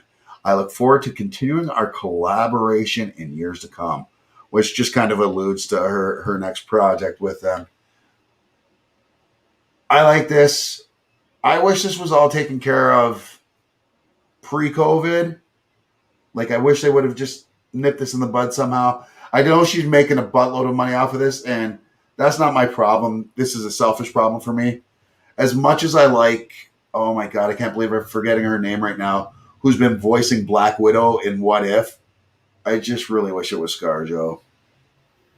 The one thing that takes me out of What If every episode is when it's a multi-episode, and I know it's fucking Jeremy Renner. I know it's Chris Hemsworth. I know it's Don Cheadle. Oh, he hasn't been on it yet, or T'Challa, but then it's somebody else's Chris Evans, and somebody else's Black Widow, and somebody else's Iron Man. The Iron Man one's okay because it's the guy from the cartoon, and I watched that show. Good enough, But the rest of it just kind of takes me out of it. So, but whatever. I'm selfish. It's Steve's fault. That's what I do. I blame Steve. I've been doing it since grade. Hold my beer. Everybody does. I've been doing it since grade 4. Next story is this teaser came out a couple days ago for season 4 of Ozarks, and if you have not seen the final episode of season 3, do not watch this teaser because it will spoil the shit out of it. Does this picture spoil the shit out of it at all? No. Damn it! I mean, good. I mean, a little bit, but you have to have way more context. Okay, all right. Yeah. Fair. It's I'm excited. I love this show. I caught on, I think, around the end of season 2, so I got to binge through the first 2, and now I'm getting fucking drip fed this bullshit. That's why I'm waiting on it, yo. That's why I'm waiting on it. Have you watched it, Barry? I watched the first couple episodes in season 1. I liked it, but I just kind of fell off my radar because I got caught up with some other stuff, other shows and projects. So, but I said, well, my brother-in-law watches it and he swears by this show, and I like the actors.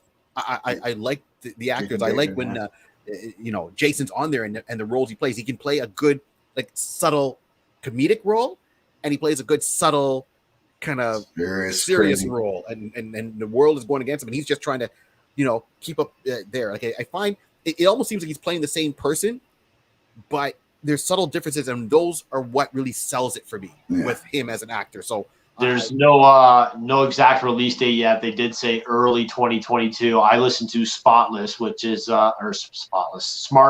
Sorry, which is Jason Bateman and Will Arnett and Sean Haley. And he said that they're in the editing room with season 4, so it's hopefully it is first quarter 2022.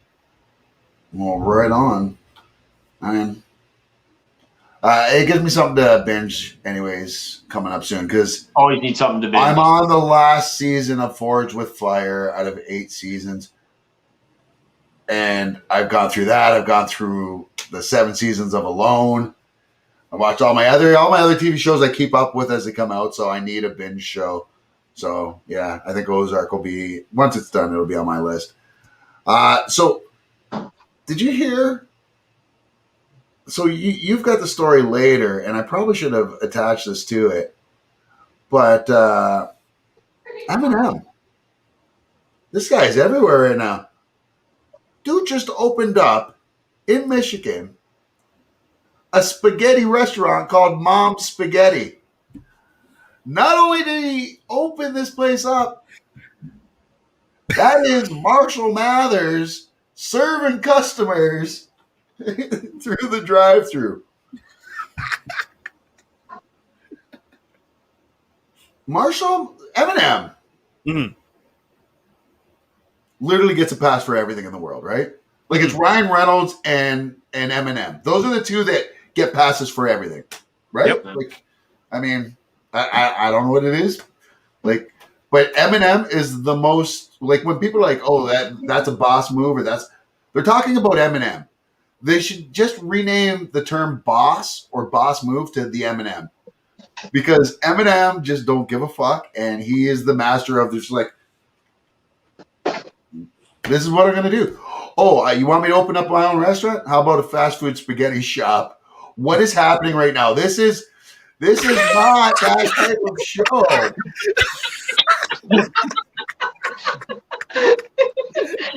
Amber starts Upsetting watching the This apple Is cart. Us, and she gets all sappy, and then next thing you know, Upsetting the apple cart. I love it. oh, like, wondering why we can't keep any sponsors. Oh my God! Is that So me now? Is it me? yeah, it is you. Can I? You want to hear the weird thing? I just got hired to be an MC at an event next year for, like, I can't say what it's for yet, but it's basically it's a very conservative event. Like it's like going to be like probably all PC party there, and they invited me there to MC and tell jokes.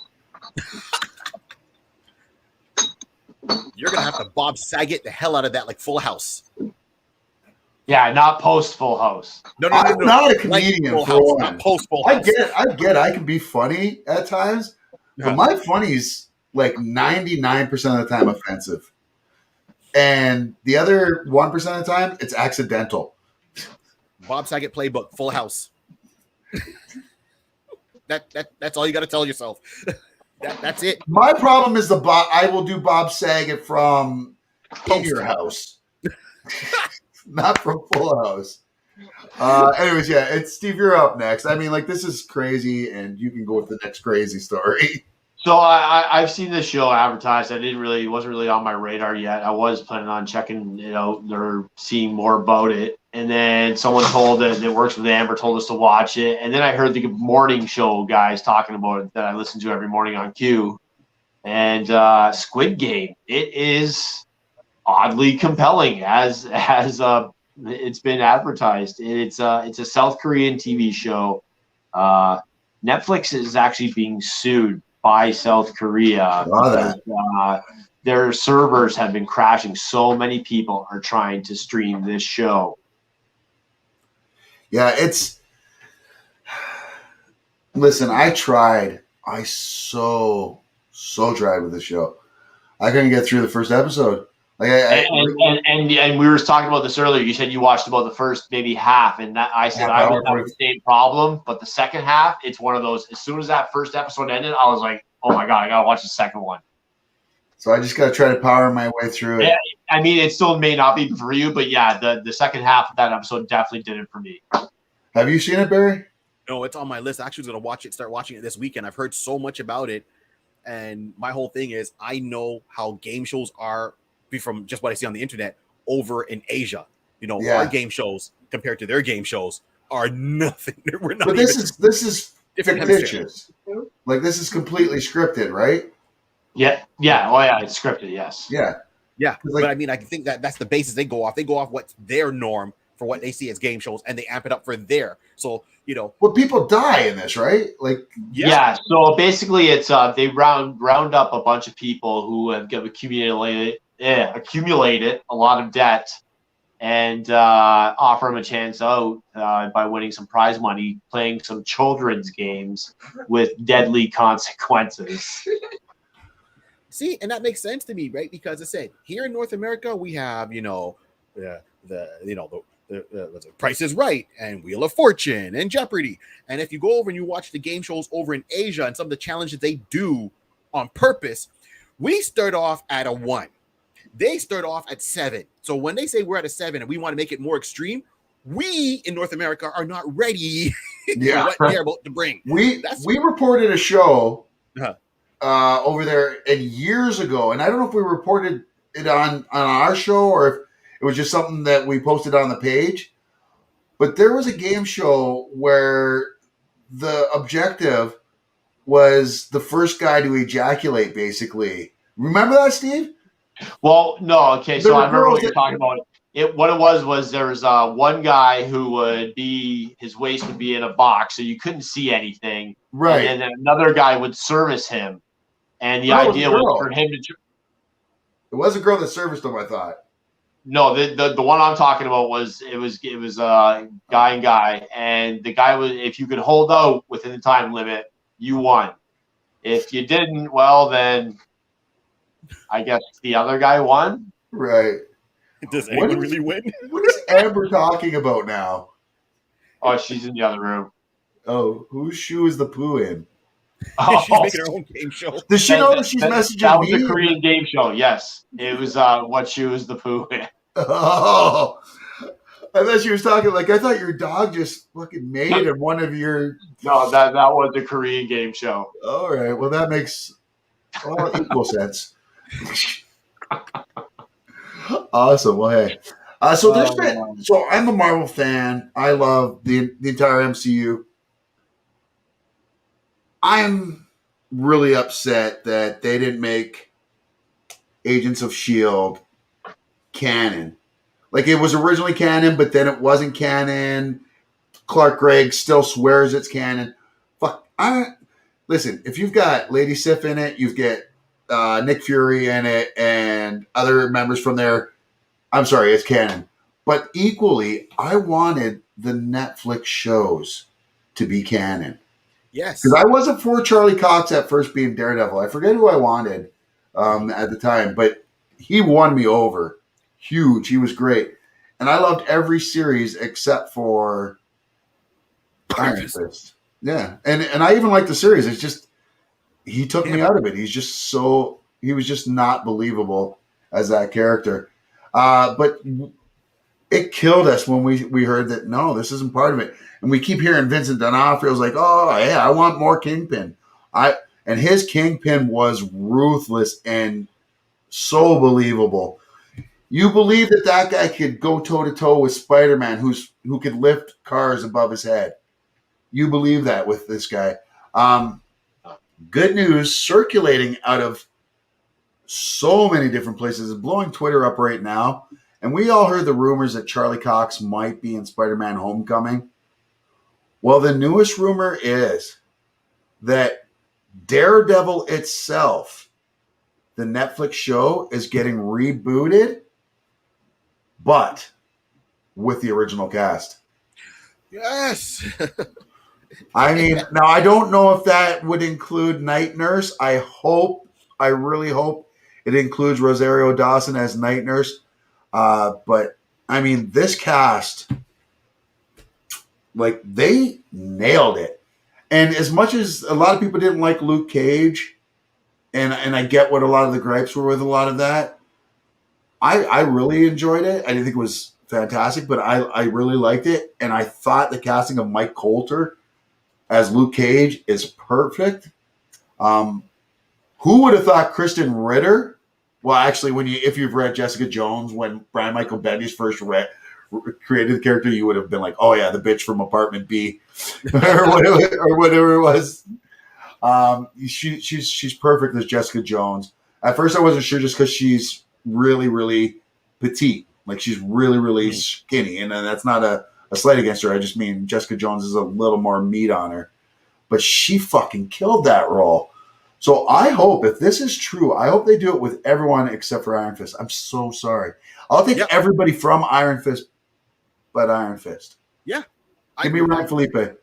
Or give me some blonde-haired, blue-eyed kid who looks like he comes from rich white money, who already knows karate, who already knows it. Not someone who, knows stage combat, because it's not the same. In something like that, so I think that's just what I want to see. Yeah, and they have the opportunity there to bring in maybe someone that's lesser known to give them the bigger push for the career. This could be a step ladder for someone else, And Rosario Dawson, I mean, look, good on her. She's making that Mickey Mouse money, between showing up on the Mandalorian. She's as my favorite Star Wars character. Yeah, as you can see right beside you. Absolutely. So sorry, this side. There you go. But yeah so. Making, she's pulling off money from that. She's getting money from, Marvel movies of being the night nurse. And then on top of it, she's just finished and wrapping up, I think, Clerks 3. Yep. Right? Okay. Good on her. And she showed up on AEW. Yeah. Yes. Oh my God. I forgot about that. And she fucking jumps in and gets involved. I thought it was great. I love Rosario Dawson. Right? Rosario Dawson strikes me as that there's been a few and I don't even want to say women. There's been a few people in my life Mhm. that I've come across that are just good people. Like they Yeah. will get along with absolutely everybody. My buddy Emily Gresslinger growing up was like that. I had a buddy Zane Harisco was like that. You remember Zane at all, Steve? Or I don't know if you ever met him. Same type of guy. Like there's just certain people that no matter who they come in contact, they'll get along with. People say that about me until they actually get to know me, and then they see how much that I argue with people. But but like yeah, she strikes me that same way. Like Rosario Dawson seems like no matter what, she fits in every single scenario. I love her, and I think she's great for that. So, and Happy to see she's working. So yeah, yeah, fingers man, crossed. I'm down. This next story you got, you're gonna have to tell me about these. Yeah, so basically Joe Rogan's been dominating Spotify since he's joined in 2009, but he was actually dethroned by banter with Sapnap and Carl Jacobs. The podcast is about a couple Minecraft. They're a couple of Minecraft content creators, and they have other content creators on the show. Joe Rogan. It's. I mean, cool. I'm happy for them. I mean, time will tell if the longevity can keep them on top, but they've only got a couple shows under their belt. So Yeah, I mean, and anytime a young up and comer comes up, people are like, "Oh, I don't know," and shit. But everybody starts as a young up and comer. Yep. yeah, well, yeah, You Joe never know, Rogan's you doing know, it a long and time. it's He's running Yeah. out of gas. and shit evolves past every generation. Like Gen X, we had our time. Like right now, we're barely holding on to the reins on filmmaking and shit because we're all at that age to be producers, like 40 to the late or to the early 60s, right? But millennials are right there on our fucking ass, taking over Hollywood right now. And let's be honest. And when I say Hollywood, I don't mean Hollywood. I mean films and TV, entertainment in general. But that's what shapes the world, at least in North America and a lot of the world. And right now, Gen X, we're finishing up our time, and it's going to be the millennials next, and then it's going to be Gen Z, and we just, we gotta, whatever, man, roll with the punches, evolve And we'll or be die. dead. Yeah, we'll be dead one day. Well, you will be. I'm not that lucky. Yeah, Keith Richards is still be here. That got dark. Chad says Minecraft is absolutely huge and has been for a while, so it makes sense. My kid plays all the damn time. So that's what these guys are? They're Minecraft people? These particular two guys are Minecraft content creators, and they're having other content creators on their show to talk about what they do. And I mean, like you said, it's reaching out to the next generation. So, Well, wicked. Well, my generation made one of my all-time favorite cartoons. And I mean all time. And so people love Rick and Morty. I love Rick and Morty. It's up there. I honestly like this show better, and I always have. Rick and Morty's great, and I love it. And listen, you and I grew up G.I. Joes. Like between you and I, we had almost every single toy there was, and bases and all that shit. Love those cartoons and the movies where Duke gets stabbed. Transformers when Optimus Prime dies. I mean, loved all that stuff. Justice League, Bruce Timm. I love that shit. This is right up there with Young Justice and Justice League for me. It just got re-upped for season number 13. That's right, bitches. That's right. Sterling, Archer, and the crew. Well, most of the crew will be back. Rest in peace. We did lose Mallory Archer, played by, oh my God, from Judith Bloom from Arrested Development. Right, yes. Oh, I forget her name. I can't believe I can't think of her name. Somebody will say it in the comments. she just passed not that long ago. Yeah, exactly. Absolutely awesome. Many Cincy Raiders Super Bowl champs. Ronnie, I love you, dude. We love you. The NFL, though, you can only have one. Much like Highlander, there can be only one. And only one of us can go to the bowl. We can't I play. want to fucking like pick shit on both your teams, but my team's 1-3, and the Raiders are for real. Like Raiders, yeah, of course you're gonna say that. Listen, Ronnie, you're only a Raiders fan because NWA. Everybody else from the '90s became a Raiders fan.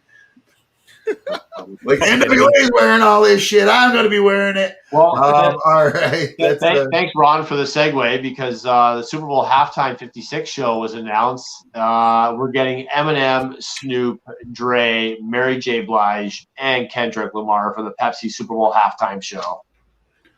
Can I just they really say, pulled like, off a good one here. This is going to be up. Like Tom Petty was fucking great. Like Tom Petty was really great. Who else did we really like? Aerosmith, I didn't really care for. The Stones did it the one year, right? But I don't remember it being memorable. Sure. Katy Perry was good because she brought out Missy Elliott. Oh, you know what? That wasn't bad. I'm not a big Katy Perry guy though, but she did good. But I like when Missy Elliott hit Missy the stage. came out, and that was the first time we'd seen Missy in years, and Missy dropped some pounds and some bars. And with that, I'm gonna have to bow out tonight, guys. So, sorry, dude. Barry, it's been good chatting with you. Hopefully, we can have you on again. And absolutely. All right. Thank you so much, So Steve. you can't stay for the last two stories, then, eh? What's that? You can't stay for the last two stories, then, eh? Still had the BAM one. Yeah, no, I do have to go. I apologize. Yeah, no worries, buddy. I get it. We went a little late today. I'll finish up with Barry, and then we will continue next week, buddy. Yeah, man. Tell Amber I said sorry. Peace, everybody. Peace. Take care. Yeah, that's what I was going to say. Prince was really good. I remember Prince, and Michael Jackson was like stood out a lot to me as well. Like Michael's was fucking great. But I'm looking forward to this one for me. I mean, this. Yeah, I'm actually going to watch it this year for sure. Yep. The only one that I'm not a huge fan of is Kendrick Lamar, and I don't even hate on Kendrick at all. You know, like no, but they had to throw somebody in there to appeal to the younger audience too, right? So makes sense. Yeah. Oh, exactly. Which I can't blame them at all. Ron going full name on you. Take care, guys. See you, buddy. Have a good one, brother. Take care. So we'll cover the last couple stories. Steve, I don't know much about this one. This was Steve's story. He's a big fan. Actually, we'll do that in a second. My next story, though, did you hear this? So there was a missing man in Turkey, and they had a search party looking for him. Okay. And they're looking for this dude, and they get help from some drunk dude. Some drunk dude just shows up and is like, yo, I'll help you look. And they're looking around, and they're all looking around. And then they fucking finally find out. And I don't know how there it is. That's the man right there they were looking for. He was the drunk dude. I didn't hear this story. I got to look it up. Vice City had the story. Missing drunk man spent hours helping a search party look for himself. How drunk are you when you forget your own name? Never mind. That's at least an excuse. He's fucking drunk. What about everybody else that's looking for how good of a job? I do not want these people looking for any people of mine that go missing. Here's a picture. Here's his name. This is who we're looking for. Okay. Oh, look. Guy comes up. You want to help? Help me out. Don't even notice that's the dude right there. I'll help you guys out. What's his name? Philip. Philip? Okay. Philip seems like common. Okay, what's he wearing? A brown trench coat. I got a brown trench coat. Right? Coincidence? Okay, let's go, guys. Looks so bad. I mean, that is some Keystone Cops bullshit right there. Wow. I liked the Weekend show last year. I mean, it was all right. Yeah. I don't hate on the Weekend at all. Stevie, this one. All right, and then he had a story about Bam Margera. Okay, right. Yeah, so Bam is in rehab, and Steve said that this is according to Steve. I don't have the story, but he said that Bam was doing well, and from all reports, he's looking pretty good in rehab. So good for him. Yeah, because I know that, and I've heard like a little bits and pieces of it, right? So bottom line is that he actually willingly turned himself in now. Like the cops came to take him to rehab, and he went with them willingly to go to rehab. So this time he didn't put up a fight. Every other time he's put up a fight, he's walked in, walked out, and it seems like he's doing good. So the whole thing is, it seems like he's sticking with it. This time he wants to try. This is a guy you wanted to root for. This is a guy that had a lot going on. He had his own show. You know, he had to spin off from Jackass, had his own show, and he pretty much pissed away his career. He was doing comedy shows, pissed that away. He was so proud to have that Lamborghini, pissed that away. He had all that skateboard money, pissed that away. Well, okay, not pissed it away. He got, away. Yeah. But, exactly. And then, he had his wife and his kid. It's, as I said, you don't want him to be another story where guess who passed away from an overdose, but he was going that way. And they were shooting the new Jackass movie. And how bad is it that blocked them, man? They blocked them, saying you are too messed up to be on the show. Keep in mind some of the stuff they've done in that show, and if they have to turn around and say, "Yeah, you crossed the limit," that's going to show you how deep down. Oh, exactly. Yeah, Steve. We had that story too, where because Steve's a huge Jackass fan, right? And I like the first one. I was never a fan of the show though, but we talked about it earlier with my reaction, how it would be if someone was pranking me. Because that was all their earlier shows, right? So I see red. Yeah. But no, he had said the same thing. It's Bam just did it to himself, and everybody wanted to see him get healthy and recapture some of that old fucking Bam that he had, before he got really heavy into everything. Exactly, and that's a shame because, like, as myself as an entertainer, that's the level I want to have. I want to hit that level. I want to be that I can do like comedy and anything comedy related, or this podcast I'm doing any full time, and that's my bread and butter. And I can support myself, my family that way, very as well as possible. Don't have to worry about what's in the bank account to worry about. Oh, do we have enough to pay? It's either food or mortgage, right? And when you see someone get to that level, and you're like, okay, well, good on you, and it's not hating on them. It's like, hey, good on you. You made it to that level, and then for some reason, whoever introduces it to them, or they decide because they're bored, they want to do something, and then they just kind of start going down that rabbit hole, and they can't pull themselves out. Like, you look at it, it's like it's so hard to get to that level, and then you just go right into it's like, I know I would have been in that role. I would not be on a cover or something like that. The most it's like, well, I spent a lot of money at a comic book store or maybe at a strip club. That's about as far as it goes for me. Well, I always said, like, people always shit on Justin Bieber for how he acted. Like, but I'm like, the kid was like 15 years old and given like all the money in the world, basically. Went from, living in townhouses, co-op townhouses in like London, Ontario, to living in fucking Beverly Hills in mansions that he owns. Like, I think for all that was thrust upon him and all the power that kid got at such a young age, he handled that way better than probably 80% of the people out there would. Guaranteed. And even he's adults. Still alive. And he didn't blow his fortune. He's still making money. Yeah.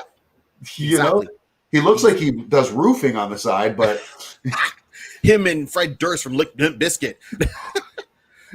Dude, I popped so hard when we did the story and we saw Fred Durst on stage dressed up like that, and then Steve on the next episode shows us a toy that they made. Someone made a toy of Fred Durst, and oh my god, yeah! And it went up on eBay. So I love it. But as I said, he got it at a young age. He's still here. He's healthy in mind. He's gonna have his douche moments because he was growing up in the public eye, right? Exactly. And of course, when you're that rich, doesn't matter what age you're at, no one's gonna tell you no, because if someone tells you no, you're just gonna turn it next to somebody else, and they will tell you yes. Yeah. So exactly.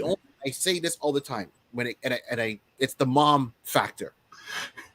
When Justin Bieber had his mom around, when she used to be on tour with him, he carried himself a certain way. When his mom wasn't there is when he got douchey. Same thing with Chris Brown. When his mom was around, when he went on tour, he didn't get in all this trouble and all that. She kept him on the straight and narrow. As soon as mom wasn't around, because he hit the legal age of 18, and he got douchey. And Kanye West, another person. I've never liked Kanye, ever. Right, but if you look at his album when he did Jesus Walks and all that, his mom was alive. once his mom, rest in peace, she passed away, he really went off the deep end. I mean, mom factor. he makes Tom Cruise's appearance on Oprah look sane. Yeah. Like, yeah, that's saying a lot. yo, Tay, you're good and all, but give me, like, who does that? Like, who gets up on stage and be like, yo, you're good and all, but you know, my friend should have won this award. Yep. Like come on, you're lost your fucking mind. But that that's point, his mom wasn't around. Yeah.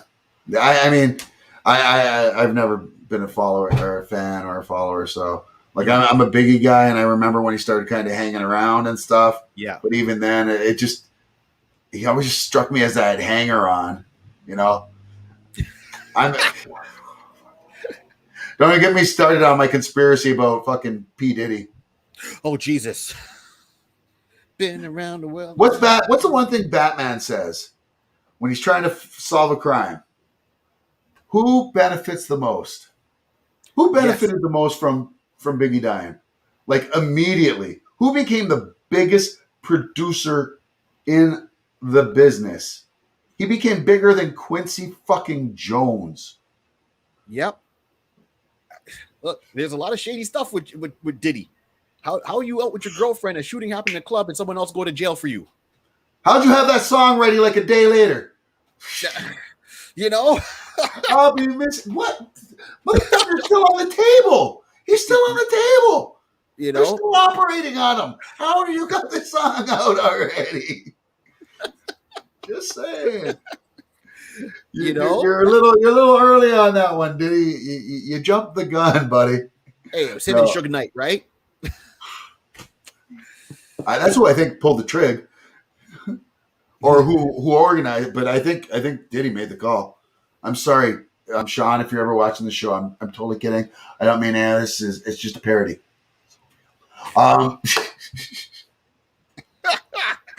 That's why Mace really retired and found God. He's like, you know, shit. I ain't crossing Diddy. The only way Diddy not coming after me is if I'm a priest. Wow, they're watching. He might send Mace after you. That's what I meant was Mace. Mace. Anyways, yes, but yeah. Well, hey, we've all got our dark stranger or our dark passenger, and that is my little segue to yes, it is almost time. November 7th, it has been revealed. Dexter will be back on Showtime. Rita's back. John Lithgow's back. They have to be flashbacks. They have to be. Jennifer Carpenter is back. Now, I didn't watch the last season. I don't know why I still haven't watched. It's because it got ruined for me. I heard what he did to Deb, and I'm like, well, there's no point in me watching now. Okay. I think that's why I didn't watch it. I just didn't. But I love Dexter. Like, I love the show. The show was great. I think the best season they had, though, was the Trinity Killer with John Lithgow. I don't know if you've watched it. No, I've never. You know what? I've never got into Dexter. Like my mother-in-law started watching it, and she binged the whole thing. And I'm thinking, she's like, "Oh, it's really good." And if you see my mother-in-law, she looks like she's a nun, and I'm like, "Wait a minute, you watched Dexter when you got into it?" I you know, when she come to visit, I sleep with my eyes open, right? Because got to make sure I'm on the good side. Well, listen, there's nothing that women love more than a serial killer or a serial killer documentary. That should tell us everything we need to know about the fairer sex. True that. Yeah, you all scare me.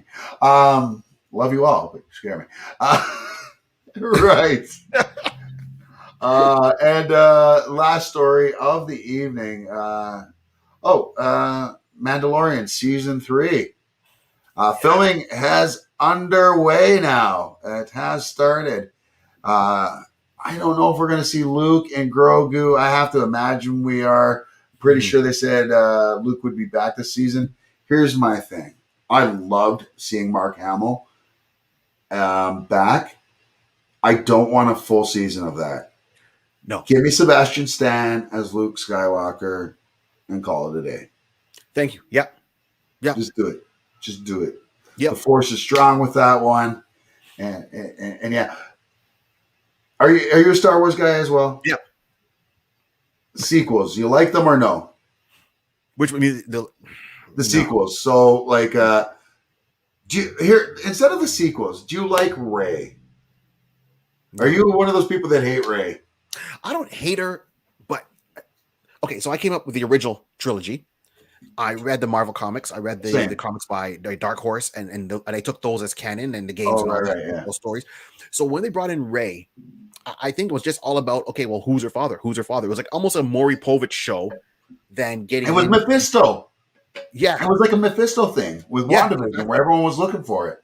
Well, that's it. And I wasn't a fan of, and it's not because I don't like Rey. I think they just could have told other stories that were more canon that would have dealt with those characters, that's what it was. Like, I mean, you bring back, Harrison Ford, you bring back Mark Hamill, you bring back Carrie Fisher, and they don't do a scene together. Like, the three of them were never in a scene together. No, but I think that was a plan for the third one. Yeah, and then Carrie, right? But still, I mean, why wait to the third one? We should have had that. Well, somewhat maybe in the second into I mean, there's a great storyline. So no, I'm not a fan of the sequels because they took bits and pieces, but it just didn't.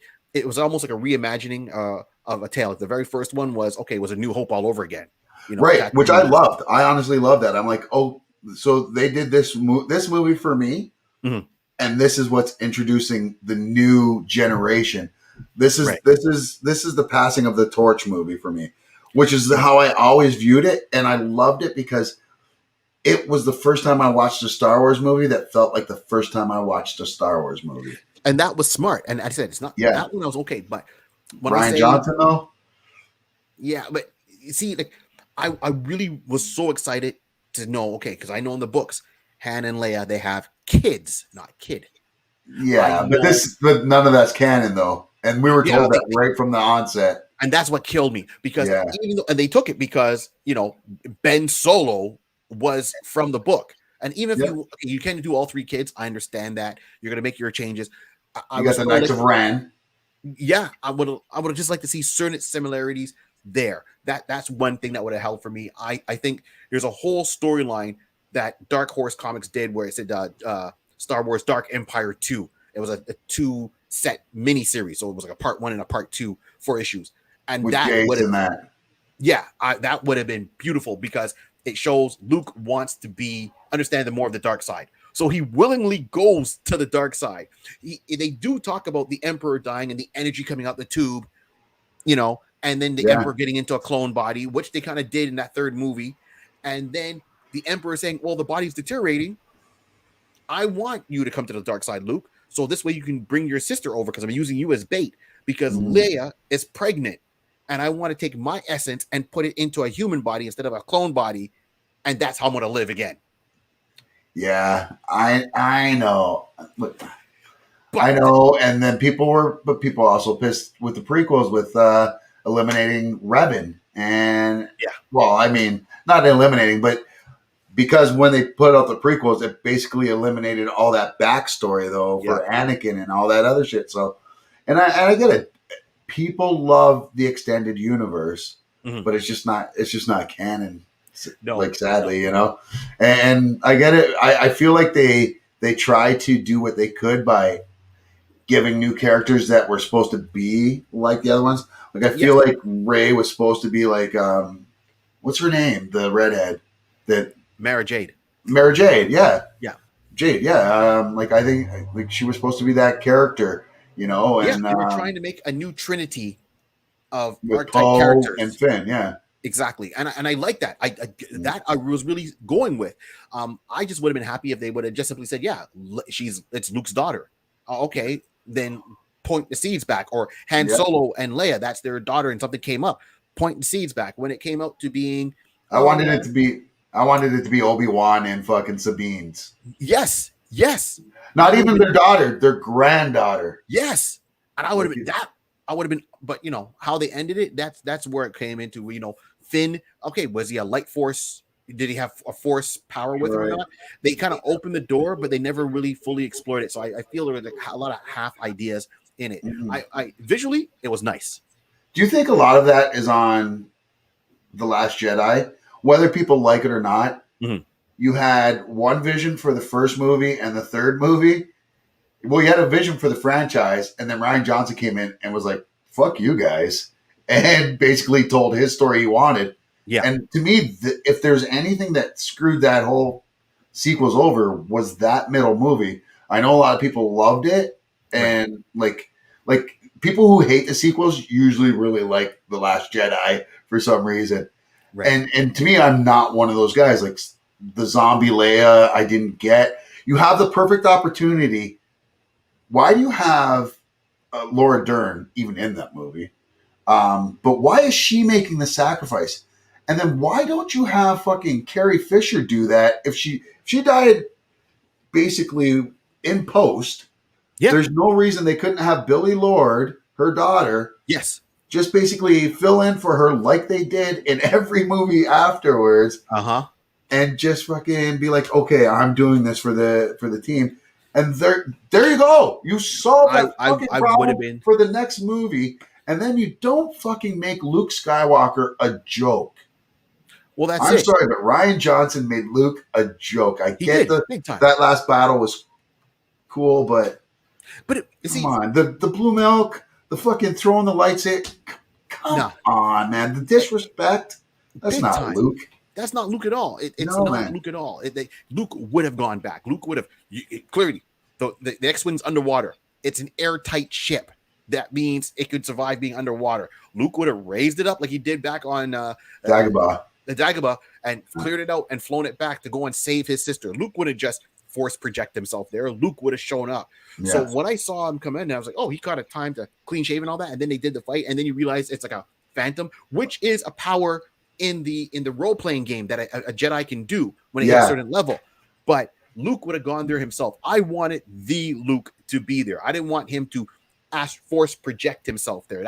And when I soon realized he was force projecting himself there, that's what killed it for me. You're right. That's really what killed it for me, because I wanted him to be there and have that moment with his sister, his final goodbye. Hey, I'm gonna go out and deal with my nephew once and for all, and all the explosions. And I wanted a good lightsaber battle. I like the battle we got with Kylo and fucking Rey and the Night Guards. Yeah, that was dope. I was like, holy shit, man. And more of that, and as a third movie, it should have stepped it up. It's just like what Ray Park did as Darth Maul and how he was doing his fight scenes. We're going that way, and I wanted Kylo and Luke to have that final battle, to have it out that way, and then it's it's a force projection. And you kill Luke off by that, like that killed Luke. That killed the. I've always had. Here's my one thing that I always go to with people that are always like, oh, and you didn't do this because I didn't hear you say it, so I don't know if you feel this way or not. But people who are all over Rey for her being too powerful too quick, and I'm like, did you not watch the originals? Luke literally met Ben Kenobi. They went to fucking the bar, picked up Han Solo. He picked up a lightsaber like 2, maybe 3 times to fucking try to figure out how to do this. Yep. Obi-Wan dies. Yep. Then he goes to Dagobah to train with Yoda 2 weeks, and he leaves early. Yoda's like, don't leave. He's like, no, you're not ready Gotta yet. go. And then he fucking takes down the Emperor and Vader. Yes, I get Vader finished off the Emperor, but still, Luke withstood the Force lightning for that long, and he was taking it all with no problem. Like he was flexing. Like he was legit flexing. He was pretending that he was hurt just to get his dad to fucking go on his side to prove a fucking point. Yeah, and people that say that Rey is too strong, keep in mind, and she had lots of training compared to him. Yeah, keep in mind the movie context, the lineage, right? Yeah. She came from just as a strong Jedi, Force user lineage as Skywalker. Skywalker stands out because he's a strong line, right? Anakin, Luke, all of them. So's the Emperor. Why? Because he's the Emperor. Darth Sidious. He's defeated every other Sith. He's risen Yep. to the top because he's that fucking strong. So those are the two. It's like Xavier and Magneto. Yep. Their offspring are going to be strong, and it's true. If you look at Xavier with Legion, you Legion. look at Magneto with Scarlet Witch and Quicksilver, Yeah. they are like Omega level. They're born that way. Yeah. So Well, even Lorna is pretty Omega exactly. level. Exactly. You know, Yeah. so going back, that's her grandfather. It's in her bloodline. Yep. She's going to be easier access to it than other people. You know, when you watch Rogue One and it's like the Force is with me and I'm one with the Force. The Force is with me and I'm one with the Force. Okay, you're trying to you're on Manifest the outskirts it. of a Force Yeah. user. She's almost pretty much dead center of a Force user. So it comes Yeah. a lot more easier to her. She's got the lightning. She got it all. She's already got there. it all. But yeah, I mean, anyway, to me, I just never understood the whole. She didn't have enough training. I'm like, dude, Luke Skywalker trained her. We don't even know how long she was there for the training. Uh-huh. And Leia trained her after Yeah. after it was established that Luke trained Leia. I'm Yes. just saying, like, you've got the two most powerful Jedis, the only ones pretty much left Yeah. that we know of. Mhm. And they trained Rey, who's maybe more powerful than Luke and Leia put together, just because of her lineage. Thank you, Emperor. Yeah, man. No one called Luke a master. Luke called himself a master. The Emperor was given the title as Emperor because he defeated the rest of them. Palpatine rose Mhm. up to the ranks, Emperor. Yep. He was so strong that he was able to mask his own, Evil Force shit. connection. That other Jedis would walk by and it's like, hey, Senator, hey, what's up? There's a Yeah. dark Jedi somewhere around here. We're looking for him. You know where he went? Nope. All right, see you later. Yeah. Oh, but if you do hit the restaurant, make sure you order number 66. Yeah, right? Yeah. Exactly. Okay. He was on the Jedi home planet where they had their council, and they're like, there's a disturbance in the Force, but we don't know who it's Oh, from. And he's right there because he's able to mask it. That's how strong he is. That's what her lineage is. Therefore, she's not too strong. Oh, exactly. Sorry, I'm going to try to find something real quick here. Mhm. Do you watch the What If series? Yes. What do you think of it?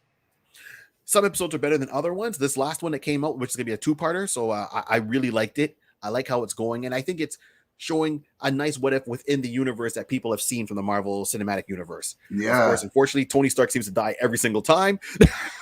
That's what I put that meme up. I'm like, what if Tony Stark didn't die Right? in one of the episodes? Right? I always make the joke of Tony was the one that kind of started the villains within the Marvel universe, the cinematic universe. So I like a lot of the stuff I see on there that Disney Plus is doing. I'm really a more of a positive than a negative on it. I can't find it right now. Right. And I'm trying to find the picture, but in the episode, I don't know if you noticed, one of the places when Yes. Vision was taken, it was Vader's castle. Vader's castle with the two prongs on the top. That's why I'm like this. Yes. Like, there was no mistaking. Like, the Nope. landscape was the exact same. Yep. What if just confirmed Star Wars is in the same fucking universe? Well, in the multiverse, the same Yep. multiverse as Marvel. Like, Well, let's look back at the history. So back when the original movie came out, A New Hope, Marvel usually would get the license for a lot of this stuff. So Marvel had comics. the license for 2001: A Space Odyssey, The Man from Atlantis, Logan's Run, and Star Wars. And they ran that almost to 100 issues. And then it went to other publishing houses. But now the mouse is establishing dominance. Again. Like he's right. And they've bought all these properties and they're picking up all these other properties. So in lieu of buying, the Lucasfilm Star Wars universe and having those rights, that means it's like, oh, well, you might have had the publishing rights for them. Yeah, but we own Star Wars now. So we're just taking it all back. Yeah. What's that, Fox? You have someone? We're taking that back too. And they're putting it all under one house for good or bad. Yeah. So they established that we had it first, and we have it again. That's all it was, is like establishing dominance. It's really in your face, like, yeah, you might have had it, but do you have it now? Yeah. who's got the rings now? Well, that's Like it. Disney's got their own Infinity Gauntlet. Right. And They're just waiting. They're waiting to get that Soul Stone. The last one they need, sorry, that Mind Gem, or do I call it the Sony Gem? The Sony Gem. That's it. That's the only piece that's missing. It's like And Sony's dumb not to sell. And I don't mean the company, Mhm. but they are dumb not to sell the movie division like Fox did. Right. Fox didn't sell off everything. They sold off their movies and their TV. Right. And Exactly. they kept their sports, I think. Yes, exactly. And they kept Fox News because Disney wanted nothing to do with that. Nobody wants that. No. So, Sony's holding on to it, but Sony's holding on to it because they're trying to, I think they're trying to negotiate a deal. It's like, you're that one guy, you're a company, you come in, you buy all this land. We're going to make a mega mall. We have all this property. Whose house is that over there? Oh, that's Joan's house. Oh, okay. Joan, you selling the house? No. Yep. I know you guys have spent all this money to build this mall, but you can't build it without buying my piece of plot of land here. So guess what? What they would have paid, maybe bought that house for $1 million for now. We really need it because the project's starting in 30 days. We'll give you $2 million. Yeah. Okay, project starting in 25 days. So I think they're just holding out as a last ditch effort for it as much as possible. If Disney pays them enough, I think they'll do it. I hope so. I'm down. I hope so. But I want it all. I want all the Marvel property under. I don't care if Disney owns it, Sony owns it. I just want all Marvel property to be with Marvel. DC's able to do, and DC fucks it up. I mean, well, and that's the two things. Like Marvel is smart, or should I say, Disney is smart. Yeah, they know that to do a complete Marvel Cinematic Universe, they need to have everybody under one roof. Mm-hmm. And that's how the companies run, right? So if you work at Marvel and you make a character at Marvel, Marvel owns the rights of the character. So the artists, the creators kind of get screwed over. This is why they formed Image with those, when they left. Liefeld and Jim Lee and all them, yeah. Exactly. Because they're like, hey, we're bringing you guys all this money, and what are we seeing? Just a regular wage? Oh, hell no, right? Yeah. So that will kind of reimagine certain things. With DC, when you make a character, which is great, you own the rights to the character. So the family estate who came up with Superman, right? I mean, obviously those creators have passed away. Well, yeah, but their family estate owns the rights to Superman, and the same thing for Batman and Wonder Woman, and the list goes on. So there's different good and bad. The whole thing that Marvel's trying to do is get everything under one house, so they don't have to deal with anybody else and produce that product, not Fox. And they're getting sued right now from the original creators' families now, like Spider-Man and stuff like that. They're saying like, we don't care, Sony, and they're suing like Marvel. So that Marvel can't use them. So exactly. So that's what they're trying to do, and that's why we have struggles with getting certain movies made by the two big houses. Because with DC, that means every time when they had to do Justice League, that's why the first Justice League movie failed. Well, the one they're trying to do in Australia, not the one that came on TV. Oh yeah. It's because it's like, okay, we're gonna pay for the rights for Superman for the Justice League movie. Okay, then they had to go to the next family. We're gonna pay for the rights just to have permission to use Batman. Yeah, and they're like, okay, but ridiculous. But then it was like, well, wait a minute, how much did you pay for Superman? Well, we paid maybe $1 million. Yeah, well, we think Batman's more important than Superman, so we should get 1.5. Yeah. Okay, well, we'll pay you 1.5, and then the Superman family hears about it, and they're like, well, you're paying them 1.5, but Superman, Truth, Justice, American Way, Superman's more important than Batman. How much screen time is Superman getting? Well, Superman's getting maybe, an hour and a half movie. He's probably getting 20-something minutes. Batman's getting... It basically ends up being The Rock and Jason Statham on fucking Hobbs and Shaw. Same amount of lines, same amount of money, same amount of screen time. Exactly. That is two huge egos. When I heard that, I'm not going to lie, I lost a little bit of respect for The Rock. Just because I always thought you're kind of better than, I need more screen time. Like, that you're the bigger star. Or even if you believe you're the bigger star, you don't give a shit. You're like, exactly. Jack Nicholson will do a movie and be like, listen, I'm only in one scene and I'm going to steal this whole fucking movie. Yep. That's simple. They got to be like that. I find. I don't know. It ruined the end product. That's what it is. So for Zack Snyder to actually get the Justice League movie out, you know what I mean? And then do the reshoot and his version of it. Well, by that point, the DC, like Warner Brothers, had all film rights at that point, so they could put them all in together. But they had to deal with. They knew what happened before, so they had to approach it a different way a second time to make it work. That's it. That's all. So and Man of Steel was supposed to start all that off, And if you look at our Geek page when it first came out, before it came out, I was the biggest Henry Cavill fucking supporter in the world. Right. And I'm like, okay, Zack Snyder's done Watchmen. It was decent. I mean, it was a little depressing, but that's what that comic book is. Yes. I'm like, he could be decent. Like, I like 300, but again, another kind of depressing, dark movie. I'm like, but you know what? Let's see. And all I know is Henry Cavill looks fucking great. I've never watched The Tudors, but I hear great things about it. Then I watched that Theseus movie, and I was like, ooh, I hope it's not like this. I hope he's a better actor than this. And then I watched Man of Steel, and I was like, what? Like, I was really like, I was like, maybe I didn't get it. Like, I'm like, because everybody was raving about it, and I'm like, I kind of hated this movie. I'm like, I think I didn't like this movie at all. Like, I think I legit hated it.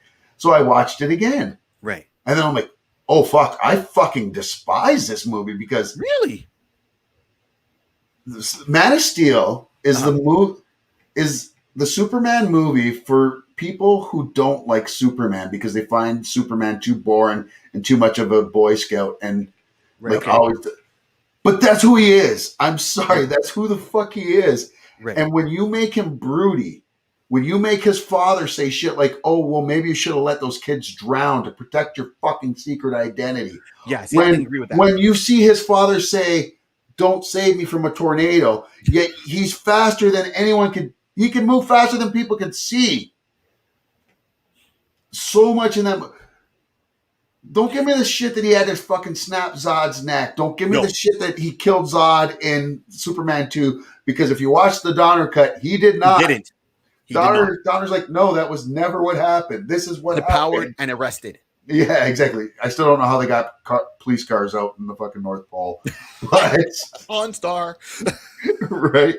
But I'm just like, nothing in that movie was Superman. Like, Captain America, the same deal. They both have heart and they always do the right thing. Yes. Captain America comic books can be very fucking boring, just like Superman comic books. Yep. When you get the right writers, though, they're fucking great. You get the right actor. Captain America, the first Avenger, I wasn't even a big fan of that, but every time I watch it, it gets better and better. You know why it gets better and better for me? Because the first Avenger really captured the essence of what the character was. Yes. Right? Gave some little tidbits here and there and captured what the character was beginning to end. And everything about, getting trapped in the ice, fighting to, and then it was cool. Okay, they changed some things. Okay, he fought with the Howling Commandos. So I liked all of that with Captain America. And then the second movie, the Winter Soldier. I love the Winter Soldier. To me, that's my favorite Marvel movie. Yeah, absolutely. But I would say it's the only one that's a film. All the rest are movies. That's a film. That's when they were smart on, because they turned around and said, well, we have this superhero movie that's taking place, action. And this one, we're going to make him Captain America, but since he's working with S.H.I.E.L.D., we're going to make it like a spy action thriller. It's like a Jeff Steranko novel. It was like reading Nick Fury fucking comic books. But you got Robert Redford in there. The gravitas of that fucking guy who, my God, perfect casting. And it is a straight up spy movie. Like, it is so good. I legit love that movie. I will always say that's my favorite. That is my favorite Marvel film. Right. I think the Shang-Chi's up there though.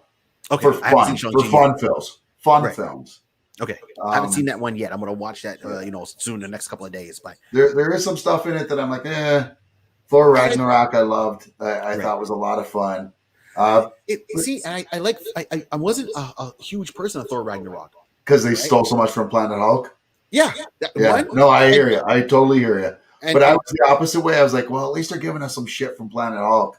Yeah. It's not sure we're not getting Horseface versus Hulk because it was what's his name? Beta Ray Bill in the comic. But But see, and it's not even that got me. It's just the emotion of it, and that's what I go to see. Oh, right. So in the movie, the only time he seemed to be more sad that the hammer broke than his dad passing away. and all his colleagues passing away. You know, he seemed, and I know and I don't know. This is curious what the original vision was for that movie, because I know they reshot a lot of it because Batman versus Superman came out and people said, "Oh, it's too dark."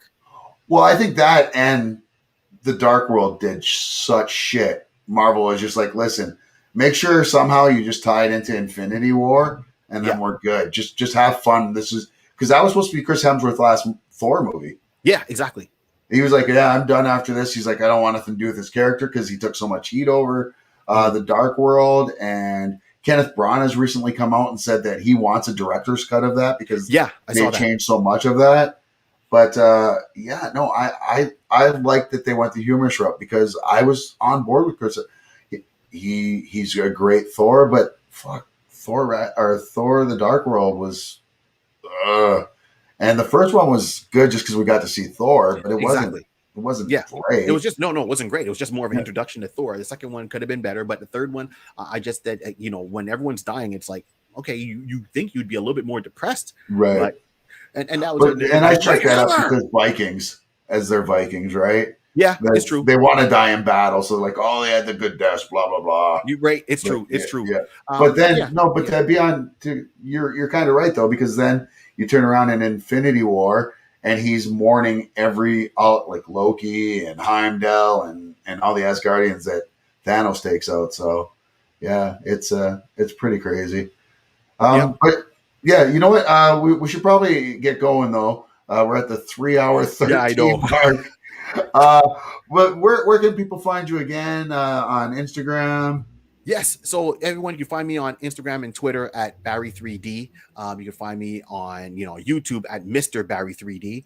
And if you just go to my website. Just go to the website and you'll see barry3d.com. That's my website. You'll find it. And that's why I have all the links for everything I'm doing. So as I said, live shows online, and the big thing I'm pushing right now is the Iconis podcast, where we fan cast a lot of comic book stuff. And you can find us on Spotify, iTunes, and anywhere where you get it, or just go to iconis.podbean.com. Thank you. And you can find it there too. So I'm all over. I'm not that hard to find. I'm on all social media. Nice, right on. So when do you hit the stage again?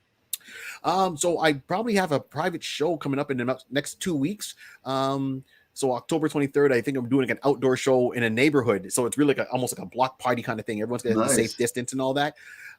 And I'm looking to do some other stuff. So hopefully, early November, I'll probably be out in the St. Catharines area at Taps Bar and Brewery. Nice. Well, we'll have to hook up. Yeah, absolutely. Yeah. So I'll keep everyone posted, and looking forward to seeing you and Steve. And I go you guys a beer, and I know it ran long, so tell Steve I apologize. Now you owe Amber a beer as well. Okay, that's fine. No problem. Tell her I'm sorry. And yeah, definitely, Zeus, we'll have you on the show, man. I love talking with you. I only met you one time before, man. But I can. Oh, for sure. No, this is great. You're like me. We just kind of go on, and especially when it's stuff that we love and passionate about, which is all things geek. That's what we do here at Ryan's All Things Geek. Right? Exactly. I'll leave you this quick one, man. It's like this tidbit. Don't talk about it now. But next time we talk, we got to talk about, was it The Dark Universe? If you don't know it, look it up. You've seen one movie probably already. So The Mummy. And that was supposed to go into a franchise of other movies. Yep. Well, because Russell Crowe was the connector. He was going to be the Nick Fury. He was playing Dr. Jekyll. Exactly. Yeah. So I'm curious what your thoughts on that. So put that in the back of Invisible your Woman mind. was part of that, or the Invisible Man. The Invisible Man, yes. Yes, and then it is back up. It's back on the go. So they're they're ignoring the Tom Cruise movie. I forget what's coming, but I think Ryan Gosling's doing The Creature from the Black Lagoon. Right. But I don't think they're marketing it properly to let people know. They have a great idea. Well, I think they're just putting feelers out there and seeing how everyone feels first before they go spend the money they did on The Mummy. Yeah, true enough. Anyway, this has been a blast. Folks, thank you so much for sticking around with us. Like you said, go check out Barry Carter everywhere on social media. And then, as you can see, check out the Iconis podcast.